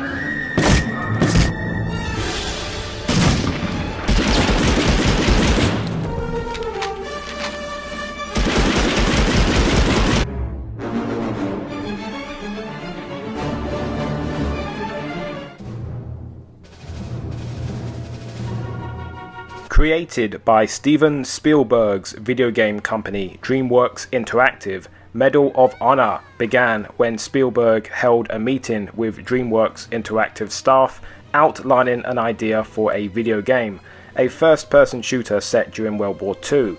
The idea originated from the experience his son Max had from playing the game GoldenEye 007 and Spielberg's deep interest in World War II. The game was written and produced by Peter Hirschman. Original animation tests for enemies took place around December 1997. Enemies were structured with up to 250 polygons. Blood and gruesome deaths were originally included in the game, but the game developers removed them due to the 1999 Columbine High School massacre. Medal of Honor was then released on the PS1, first in North America on October 31st, 1999, and then in Europe on the 10th of November of that same year. After a great opening FMV, you are introduced to one of the best main menus ever on the PS1. It adds so much character to what could have been just a khaki coloured box with some text in it. Instead, the effort was put in to set the menu within a highly detailed OSS briefing room filled with 3D models, and options are highlighted by practical lighting within the room, such as overhead lamps, accompanied by sound effects such as drum snares and the flipping of metal switches. Each option is illustrated by objects within the war room, such as radios, film projectors, and wall maps.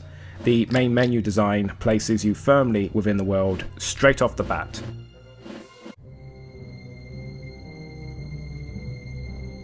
Each level is structured like GoldenEye 007, with open-ended maps and mission objectives you have to complete before you pass.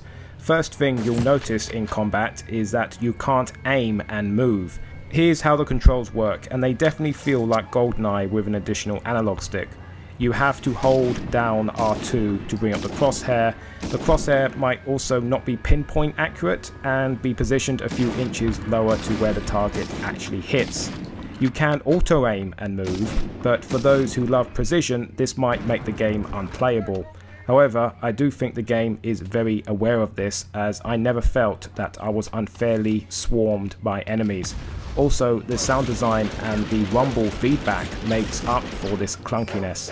Shooting Nazis in Medal of Honor feels dated, but the excellent presentation carries the experience.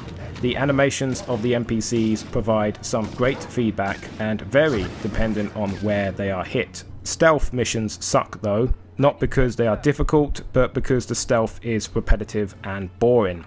Every enemy must see your papers, even if they have already seen them. It's annoying, but not frustrating, and the stealth missions are kept to a minimum anyway. I can't really fault the gameplay of Medal of Honor and its sequel, and can only say that the controls are a little finicky. Medal of Honor definitely reflects how fast things were evolving for 3D first-person shooters for consoles specifically. Sony had just released the DualShock controller in the same month Medal of Honor began production, November of 1997, and as such, Medal of Honor can be easily credited as the first console shooter to implement dual-stick control, and boy does it show. Personally, I always found it much easier and faster to strafe when possible, as there is no sprint command, and there would not be one on a console FPS for some time. Don't know if it affects anyone else, but there are times in both games where the level won't load properly and the map ceases to render and just becomes a black void. The key is that there is no music playing in the background. Medal of Honor has an incredible orchestral score by Michael Giacchino, and the atmosphere is just not the same without it. Now, some people might say that Medal of Honor is a gameplay experience carried by its music, and would be right, but that is also true for the majority of games designed with the PlayStation in mind.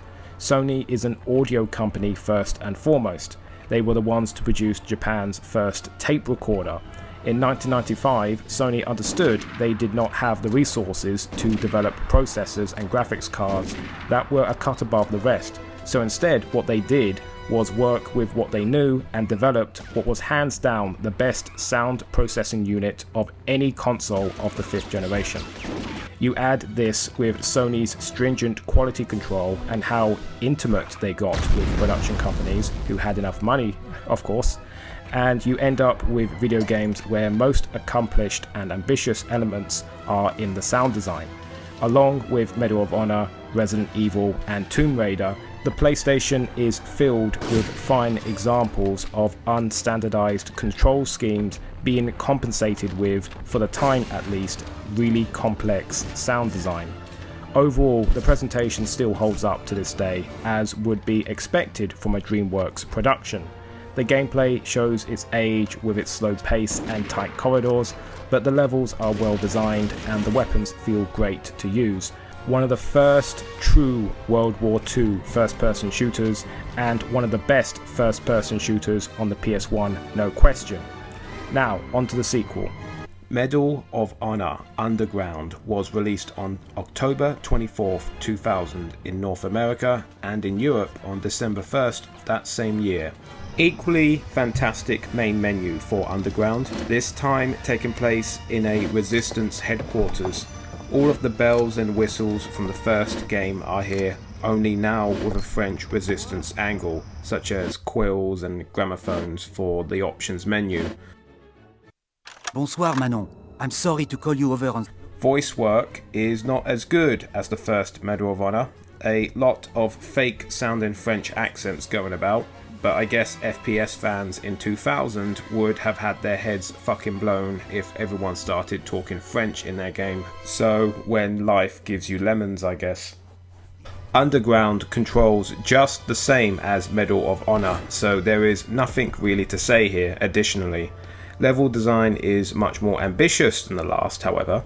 This includes friendly AI as well, more vehicles to blow up, and more complex backgrounds as most levels take place in urban areas. Underground had a lot more fun with its level design. The level where you infiltrate the SS headquarters of Weisselberg and fight off Nazi knights wearing medieval armor alone makes Medal of Honor Underground one of the best PlayStation games to be released in 2000, in my opinion. Amongst the Dead is also a noteworthy level, as the windy ambience combined with another great score by Michael Giacchino accompanies perfectly the tight corners and shadowy tunnels as French militia attempt to swarm you. You also get access to the Sten machine gun, a basic yet very distinctively designed machine gun that is well depicted in Underground, with its 90-degree rotated magazine taking up almost the entire bottom half of the screen. Very formidable and very satisfying to shoot in this game. Paris with its cobbled streets and eerie catacombs, Casablanca with its Islamic architecture and sound of distant prayers, the Baroque labyrinthian German castles, the factories and train stations of the original simply can't hold a candle, and Underground is the better game because of the variety in its levels. Multiplayer is something I'll talk about now. It's very limited, not even using the multi-tap preferential to have local 4-person matches was not acceptable, even in 2000, because GoldenEye, because Quake. Between 2 people it's still fun, though the draw distance, a big problem for both games overall, means that long-range gunplay is out of the question, so not a lot of variety in how you play against humans, though the weapon layouts are fun and so is the character roster, swings and roundabouts.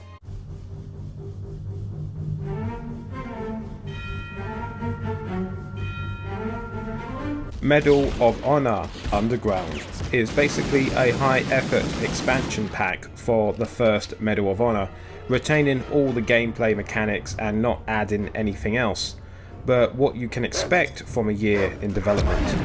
Thankfully, Underground was built from an already great game and only improved upon it.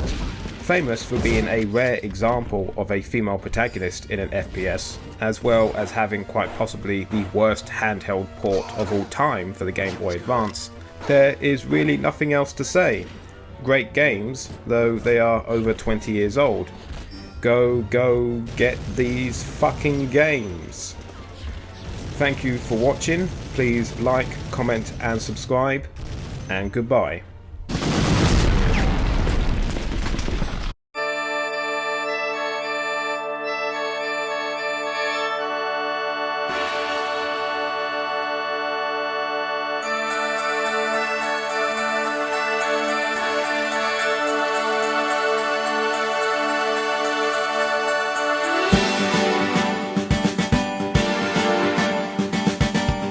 The Kingdom of Gemstones is where magic and science coexist, though not without conflict.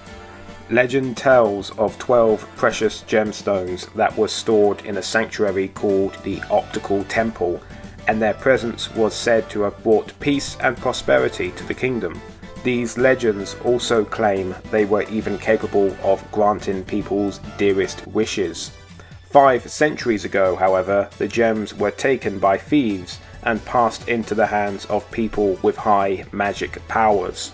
As a result, the balance of trust among the populace was lost, and the kingdom's government was replaced by a state of powerful magic users. These sorcerers proceeded to rule the land with an iron fist, the poor citizens now left despondent, having lost their hopes and dreams with the theft of the gems. Hundreds of years have passed, and now the stones are in new hands, mysterious hands. These 12 individuals are now hunting down the remaining gems not in their possession in an attempt to make their desires come true, for good or for evil. This is a puzzle game. Puchi Carat was released in 1997 for the Taito F3 package system, otherwise known as the Taito Cybercore. I will be reviewing the PlayStation port, released in Japan on June 25th, 1998, and then in Europe on 10th of February 2000. It was developed by ITL Company and Taito, and was distributed by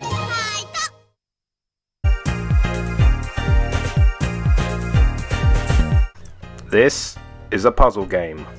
An addictive puzzle game. A variant of Atari's Breakout, where you compete with an opponent, much like Capcom's Puzzle Fighter series, in order to fill up their arena with forward stones until they cross the limit line at the bottom of the screen. You achieve this by something called brick breaking, where the more gemstones in your screen you knock off in one go, the more forward stones go to the opponent's screen. Whether the amount sent over is equivalent to or randomized is unclear. Controls are very simple, utilizing only one face button and 2 digital buttons, though this game is compatible with the PlayStation mouse if you're interested in playing it that way. Solo game modes include Time Attack and Rapid, where you either try to clear a level as fast as you can, or face an endless barrage of gemstones for as long as you can. Puchi Carat's gameplay is simple, unoriginal, but incredibly addictive. An hour could pass by with me playing this and I wouldn't notice. It is a time sink for sure, and would make for the perfect mobile game.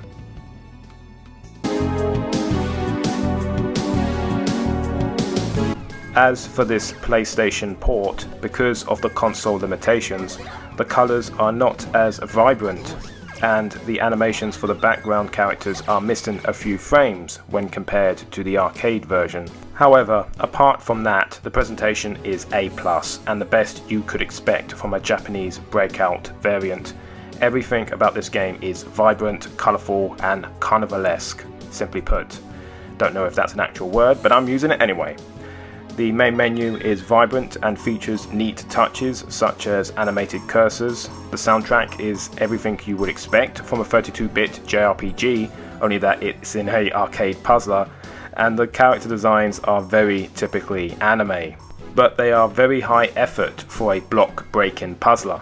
The impact of the presentation is boosted by a sense of uniformity, all due to the insanely detailed lore Taito created for Puchi Carat. A great fan website by fuck knows who goes into all the character backstories in detail, and there is a lot of detail.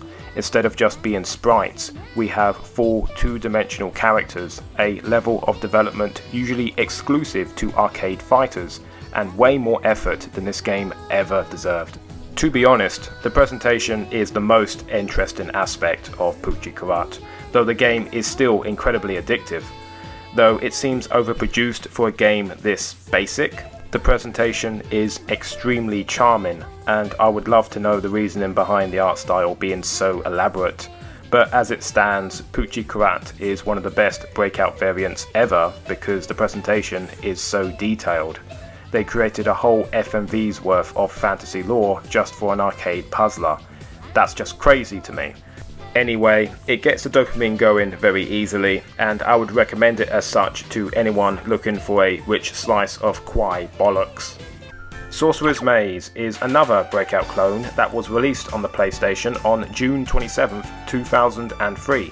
It was originally known as Prism Land Story, released in Japan on March 18, 1998.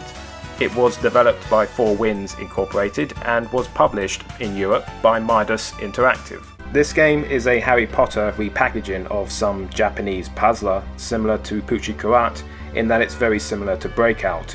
The presentation of this game, regardless of which version you play, is severely lacking when compared to Puchi Carat. No colourful anime sprites, no absurd lore about wizards turning their parents into cat people. Instead, what you have is Dingo Pictures level art here, complete with draw your own manga character designs. However, Sorcerer's Maze can handle multiple 2D images at once, which is impressive as the PS1 is infamous for not handling 2D well. Choppy ports of 2D arcade fighters such as Street Fighter Alpha and games in the Capcom Versus series such as X-Men and Marvel are a testament to this. Say what you want about the Sega Saturn, but at least it had enough RAM to run these kinds of games smoothly. How this 1998 Breakout variant runs better on the PlayStation than several Capcom titles, I can only chalk up to some clever programming and some much less taxing textures to work with, of course. But it is impressive nonetheless. However, it is the unique power-up system of Sorcerer's Maze which makes it one of the best puzzle games on the PlayStation. The game plays exactly like Puchi Carat with one key difference. In addition to points, the player builds up what is called MP through smashing gems and collecting items that fall out of them. These items usually contain power-ups that can cause no shortage of chaos during a match, such as shrinking a paddle or making the ball so big that it takes up the entire arena during play. The player can even use MP to purchase power-ups at the start of each level, giving an economy to a style of game that I never knew needed it.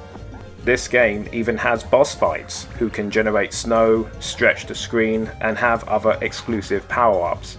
I never knew boss fights could be done in a style of game such as this, and like most of Sorcerer's Maze, it was a pleasant surprise.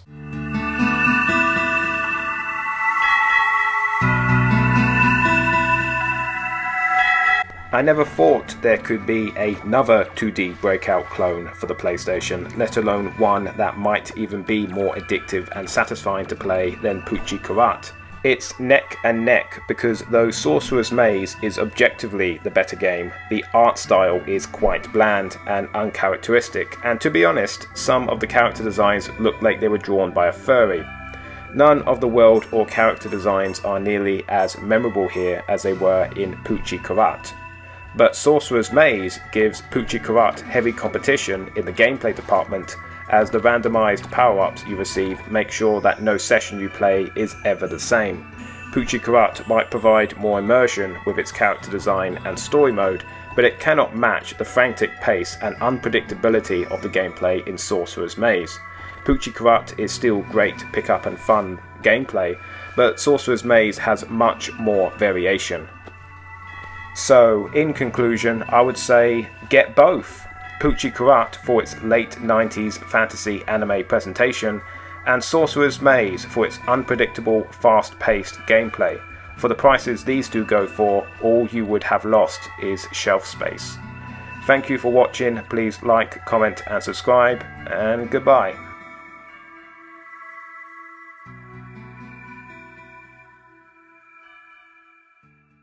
And you might be... Bond. James Bond.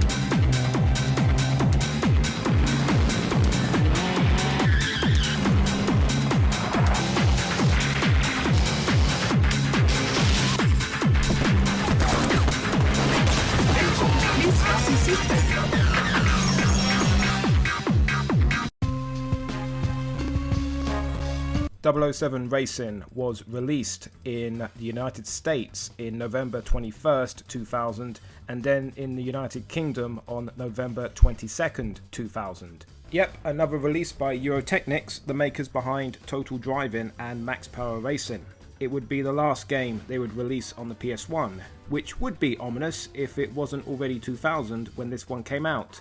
and if it wasn't completely false, as the last one was actually F1 World Grand Prix, which I haven't played yet, and might not. Ladies and gentlemen, 007 Racing. It was published by EA Sports, it's in the game, and it doesn't feature a single microtransaction. The restraint. Late PlayStation titles always get a bad rap.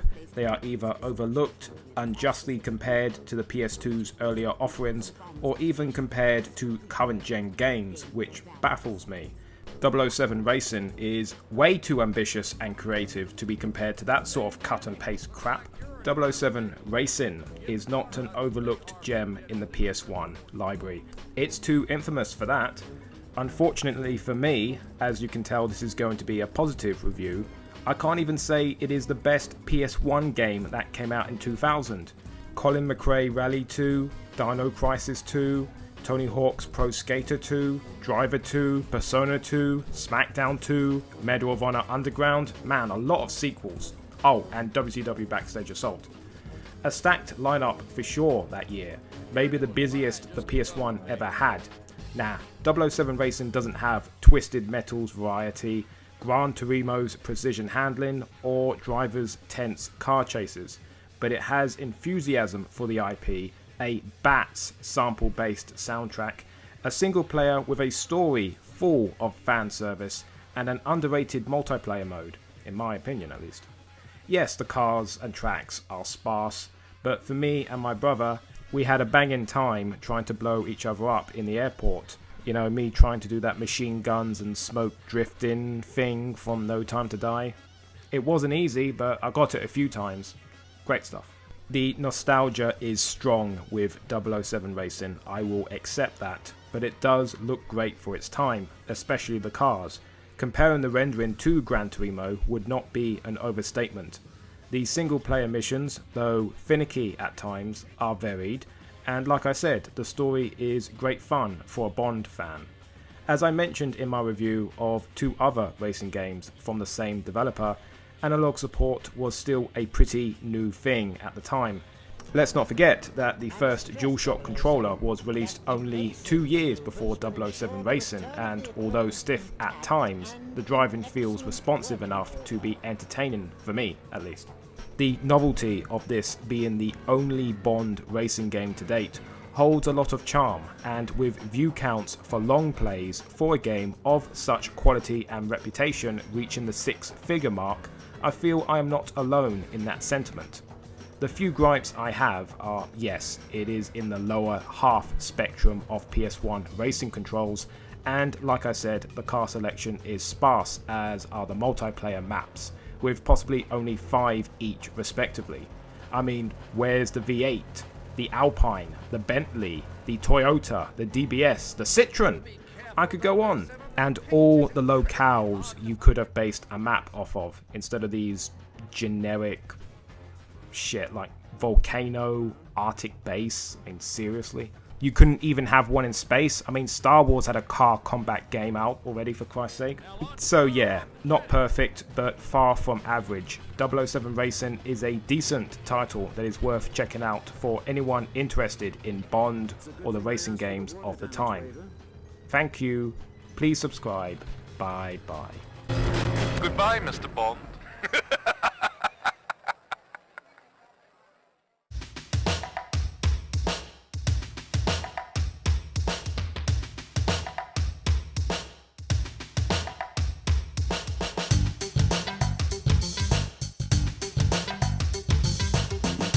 Ronin Blade, otherwise known as Soul of the Samurai, was released on the PlayStation in 1999, first in Japan on April 28th, North America on August 31st, and in Europe on the 15th of September. It was developed and published by Konami. Ronin Blade is set during feudal Japan and allows the player to take control of one of two characters, Kotaro, a Ronin swordsman, or Lin, a ninja spy working for the government. As to be expected with Konami, the production values of Ronin Blade are very high and go a long way in immersing you within the story. Notable details include haikus in the save screen, which change as the story progresses, and also the tutorial in Kotaro's scenario being set as a flashback with him fighting against a childhood friend, which I thought particularly was very neat. The only flaw I could find in the presentation was the lack of voice acting, as this is a dialogue-heavy action game. Yep, and the Final Fantasy style character exchanges kill the flow.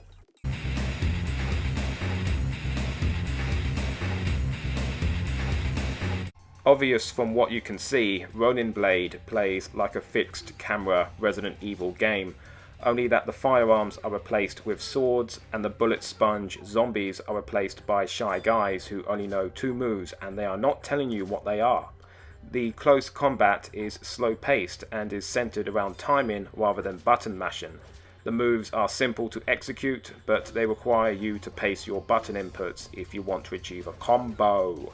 The fact that enemies can take a serious amount of health away from you and health items are scarce suggests further that Konami wanted you to take it slow.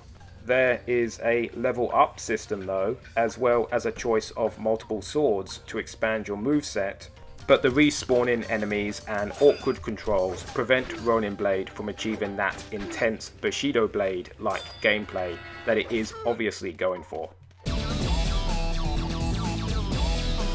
Ronin Blade is a high production value PS1 title with an engaging story and is one of the more intriguing Resident Evil style games on the system. It is atmospheric and innovative with the ways it tries to immerse its audience, as only you can expect from Konami, back then at least.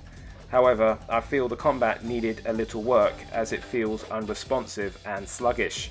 Maybe it's because I adore the classic Resident Evil games, but I would still recommend this sometimes clunky affair for its quality presentation. Thank you for watching, please like, comment and subscribe, and goodbye.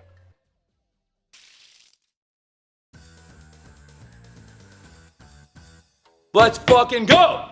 3, 2, 1.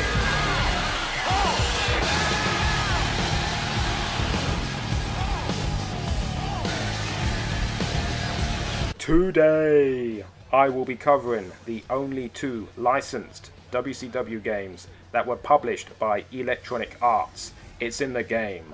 WCW Mayhem and WCW Backstage Assault. Let's fucking go!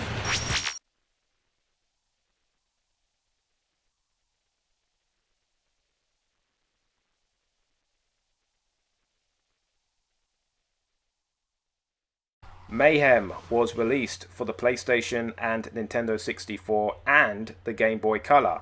I will be covering the PlayStation version, which was released in North America on September 23rd, 1999, and was released in Europe the very next day. It was developed by short-lived studio Kodiak Interactive Software. WCW Mayhem has always been compared unfairly to the Nintendo 64 Aki games that came before it, with many people forgetting that WCW Nitro and Mayhem were the WCW thing on the PlayStation beforehand.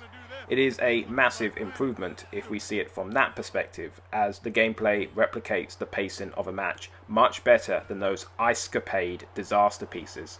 The pacing of the matches is slow, centered around a momentum bar, very similar to how the Aki titles work. When it's filled up, you can pull off a finisher, though a lot of damage has to be done to your opponent first before they stay down, regardless of whether you execute your signature move. The presentation is very basic when it comes to the main menu interface, with the splash screen and main menu looking like some early 2000s web page. The camera angles chosen for the matches are really good at times, really close up and create some good action shots. Oh my, that must have done some serious damage. All of the stars of WCW are... Mean Gene Okerlund, not as good as the Fink, serves as ring announcer, and Tony Schiavone and Bobby Heenan provide commentary. The commentary is probably the best thing of Mayhem, as I feel it does a better job at being more synchronized with what's going on in the match than even the modern 2K titles. WCW Mayhem doesn't have a lot of features, only a limited create a wrestler and bare bones tournament mode. It was the first wrestling game to feature backstage arenas, which is some kind of accolade I guess, though the backstage arenas are randomized and all look the same geographically. Mayhem is the best WCW game on the PS1, but that is not saying much at all. Mayhem's control scheme is an obvious mimicry of the Aki titles, which was a wise move all things considered, but its sparse features offer near zero replayability, and despite decent gameplay, I cannot recommend the game at all due to how dull the overall package is. WCW Backstage Assault marks not only the last officially licensed WCW game for the PlayStation, but the final licensed WCW game, period, as the company would soon be de facto defunct on March 26, 2001. It was released for the PlayStation and the Nintendo 64, and yep, you guessed it, I will be covering the PlayStation version, released in North America on November 8th, 2000, and then in Europe on the 24th of that same month. It was published by Kodiak Interactive and published by Electronic Arts. It's in the microtransactions. Ooh. I really like this game. I really do. This is going to be difficult. WCW Backstage Assault is widely considered to be one of the worst wrestling video games ever released. Maybe this is due to the connotations it has with WCW folding, maybe it's because there is no ring at all in this and takes place entirely in backstage areas. Either way, Backstage Assault is up there with Pepsi Man, 007 Racing and Simpsons Wrestling as one of my guiltiest pleasures of the PlayStation library.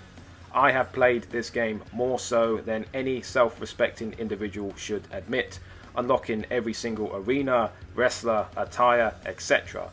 My nostalgia for hardcore wrestling seems to be stronger than I care to admit.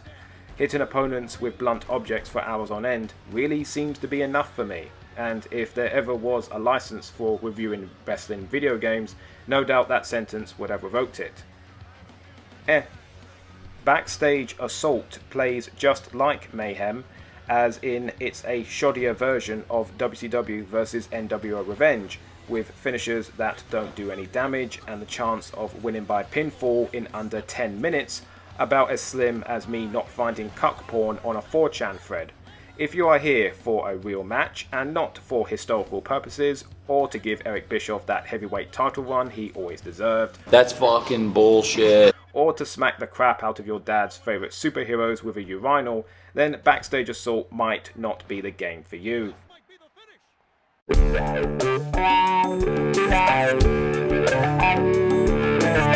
I don't know what the main menu is going for here, other than to illustrate what a concussion feels like. Half of the background is some grey sludge of indistinguishable texture, whilst the other half looks like it hasn't loaded properly. Fonts don't match up, even on the main menu, and the sound effects just sound glitchy. There are only 2 BGM tracks also, a main theme of sorts, and then Vampiro's theme. Where is my fucking music? Indeed. The game does look worse than Mayhem, most likely due to the development cycle being less than a year. The character models are especially bad. Proportions are all out of whack. Faces look small and compressed, and most clothing has no sense of texture at all, with some of the wrestlers looking like they were sunburned or had gangrene. Arenas don't fare much better, and everything just looks like it was made in Microsoft Paint. And also, if you didn't already know, there are no entrances. How could there be with our ring? Instead, you get FMVs of wrestlers' Turnitrons, which gives Backstage Assault that time capsule appeal, a bit one for a very bad time in wrestling history, as WCW had never been worse, and WWF has never been better. Game modes include Gauntlet, where you face several opponents with no health regeneration between matches, Single mode, where you have First Blood and Inferno, and of course title mode, where you fight in every single arena until the game says you can go. Again, fun if you just want to beat the crap out of anyone with blunt objects, like me, but I imagine it's absolute torture for anyone who wanted to play an actual wrestling match. WCW Backstage Assault is a game I cannot recommend at all to anyone, not PS1 fans, not wrestling fans, not even WCW fans. It is as much a wrestling game as its spiritual successors, the Backyard Wrestling series, were. You can strike, grapple, do aerial moves, turnbuckle moves into the tires in the media room, but they are more obligations that are adjacent to the central gimmick, which is smacking the crap out of people with blunt objects. What a devastating blow! What's he going to do with that? If that's why you played it back in day, then it still holds up, as the sound effects and animations are still funny, but it is really slim pickings. For the money that was probably spent on producing this game, considering the names involved, Backstage Assault can only be seen as a glorious train wreck. And that's why I love it. In conclusion, WCW Mayhem and Backstage Assault are both emblematic of their respective years regarding WCW content. 1999's Mayhem still cares about looking like a wrestling product, but is rudderless and inconsequential. And 2000's Backstage Assault is actually better, as instead of being mediocre, it's just fascinatingly bad. A crack-ass rollercoaster of ill thought out gimmicks and desperate mimicry of WWF content. It scratches an itch due to its near complete devotion towards replicating the feel of WCW/WWF hardcore matches, but it's nostalgia that will be keeping you here, other than anything resembling objective quality, because there is none here to be found. Thank you for watching. Please like, comment and subscribe, and goodbye.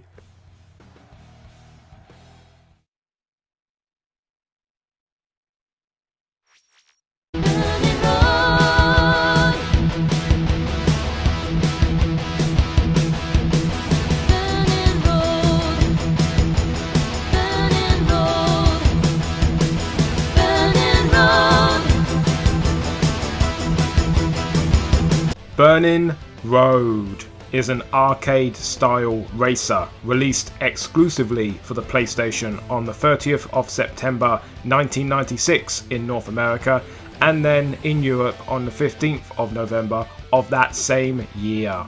It was developed by short-lived French company Toka and was published in North America by Pi, and in Europe by Funsoft. I was surprised to find out that Burning Road was made by a French company, as the Japan-American presentation has Sega AM2 written all over it. Burning Road, in terms of its art style, occupies a very brief period in the mid to late 90s where every racing game had to look like a hair metal music video in order to appeal to your fellow kids. Games like Cruising USA, Daytona USA and Off-Road Challenge were designed to be as loud and brash as possible, as to not be drowned out by the arcade hall ambience created by its competitors, and achieved that and then some, becoming icons of their time.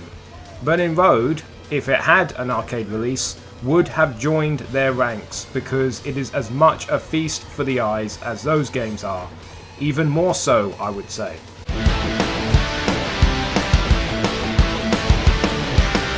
Much like its presentation follows the Americana fad of other more successful arcade-style racers, Burning Road's gameplay includes all the checkpoints, limited game modes, and thrilling sense of speed that some home ports of Daytona and Cruising USA have, though is much superior in performance than the Saturn and 64 ports of those more famous examples. With the exception of the low draw distance, Burning Road just feels crisp and fast to play. Turning controls are a little stiff, but since most of the tracks are just one straight line, that's not much of a problem. The AI is also quite forgiving, which is of course a tell sign that this wasn't a port of an arcade game built to steal your pennies. If you didn't like Ridge Racer because it was too slow or focused too much on drifting, then Burning Road straps a rocket to your car with only good luck to see you on. It's amazing how well it fits into the arcade racer zeitgeist of the time, since it is just a PlayStation exclusive. Its successful mimicry of Sega's and Midway's contemporary offerings is probably the reason why it has fallen into obscurity, as it does not have the built-in fan base that those brands have. However, despite a lack of gameplay modes, it is yet another great early 3D racing game on the PlayStation. Thank you for watching. Please like, comment and subscribe, and goodbye. Yeah. You came in first!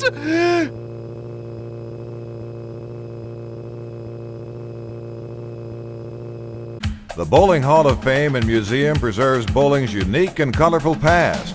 Here, visitors can trace bowling's roots from ancient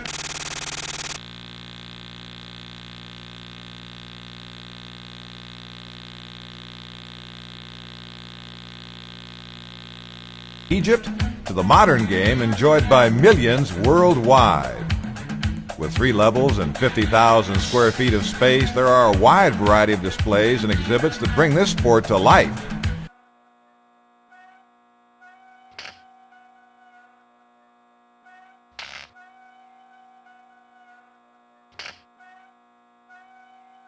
All of the PS1 games I've got lined up to review for the next few weeks. I haven't even got one extreme sports game. So I thought I'd play 10 Pin Alley, released for the Sony PlayStation, Sega Saturn and Windows. I will be covering the PlayStation port, released in North America on November 30th, 1996, June 10th of 1997 in Europe, and finally in Japan on July 31st of that same year, released under the title Virtua Bowling. No relation to the Japanese arcade game of that same name and year. So many bowling games, so little fucks to give.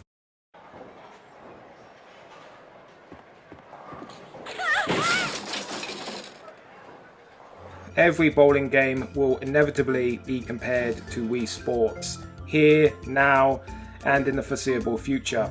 For not only Wii Sports being one of the most popular video games ever made, it's also inarguable that any other game has done bowling better. But despite Wii Sports featuring the best bowling game and featuring typically charming and whimsical presentation by Nintendo, there is something to be said for games which focus upon one simple, very specific sport, who try to expand beyond that niche as far as possible with presentation that makes you go, hey, this is not just golf, it is everybody's golf. Because I would like to teach the world to golf and then clap in perfect harmony. The presentation is knowingly kitsch, charmingly Midwest even, with the main menu screen featuring the flickering neon sign being every bit of the vaporwave icon that it never was.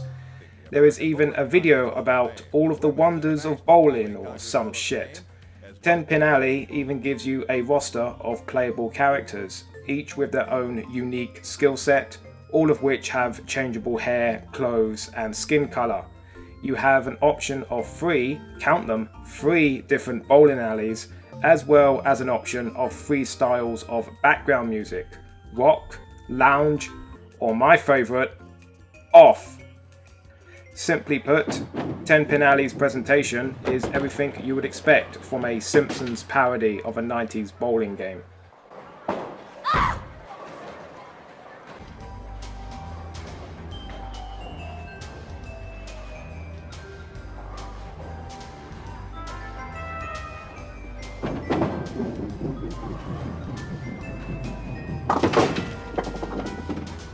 Controls and mechanics is what's going to make and break 10 Pin Alley in terms of its replayability in 2022. Because for as Wonder Bread 90s the game feel is, it has one job to do, just one job, and if it doesn't do that job well, then what use is this game to anyone? Are we heading towards a lag-filled disaster, or are we in for a tight, responsive bowling simulation? Why am I asking you? There's an ancient boomer saying goes where only a bad craftsman blames his tools. That does not apply to me playing 10-pin alley because 1, I didn't make the damn thing.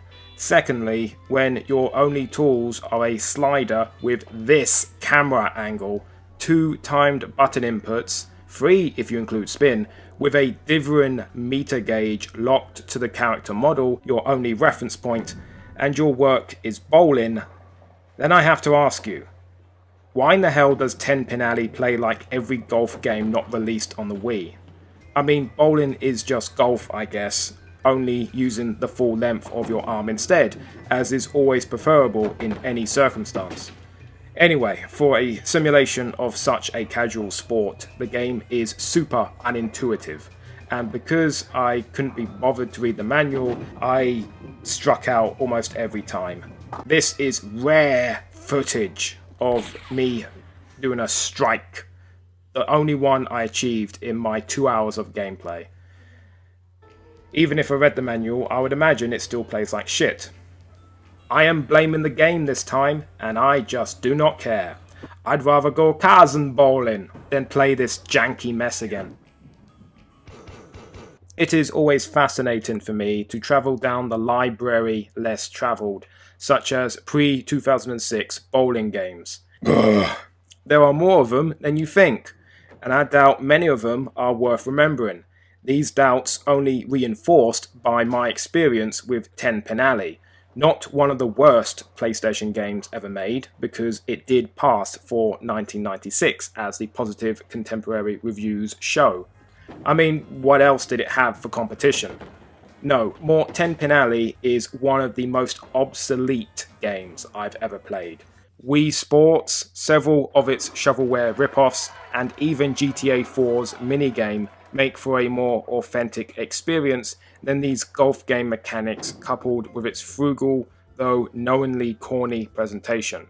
Of course, if you played it back when there weren't several superior ways to get your 7-10 split fix, it might still hold some value to you. To everyone else, I would say avoid this clunker. Thank you for watching. Please like, comment and subscribe. And goodbye. Hello, darkness, my old friend.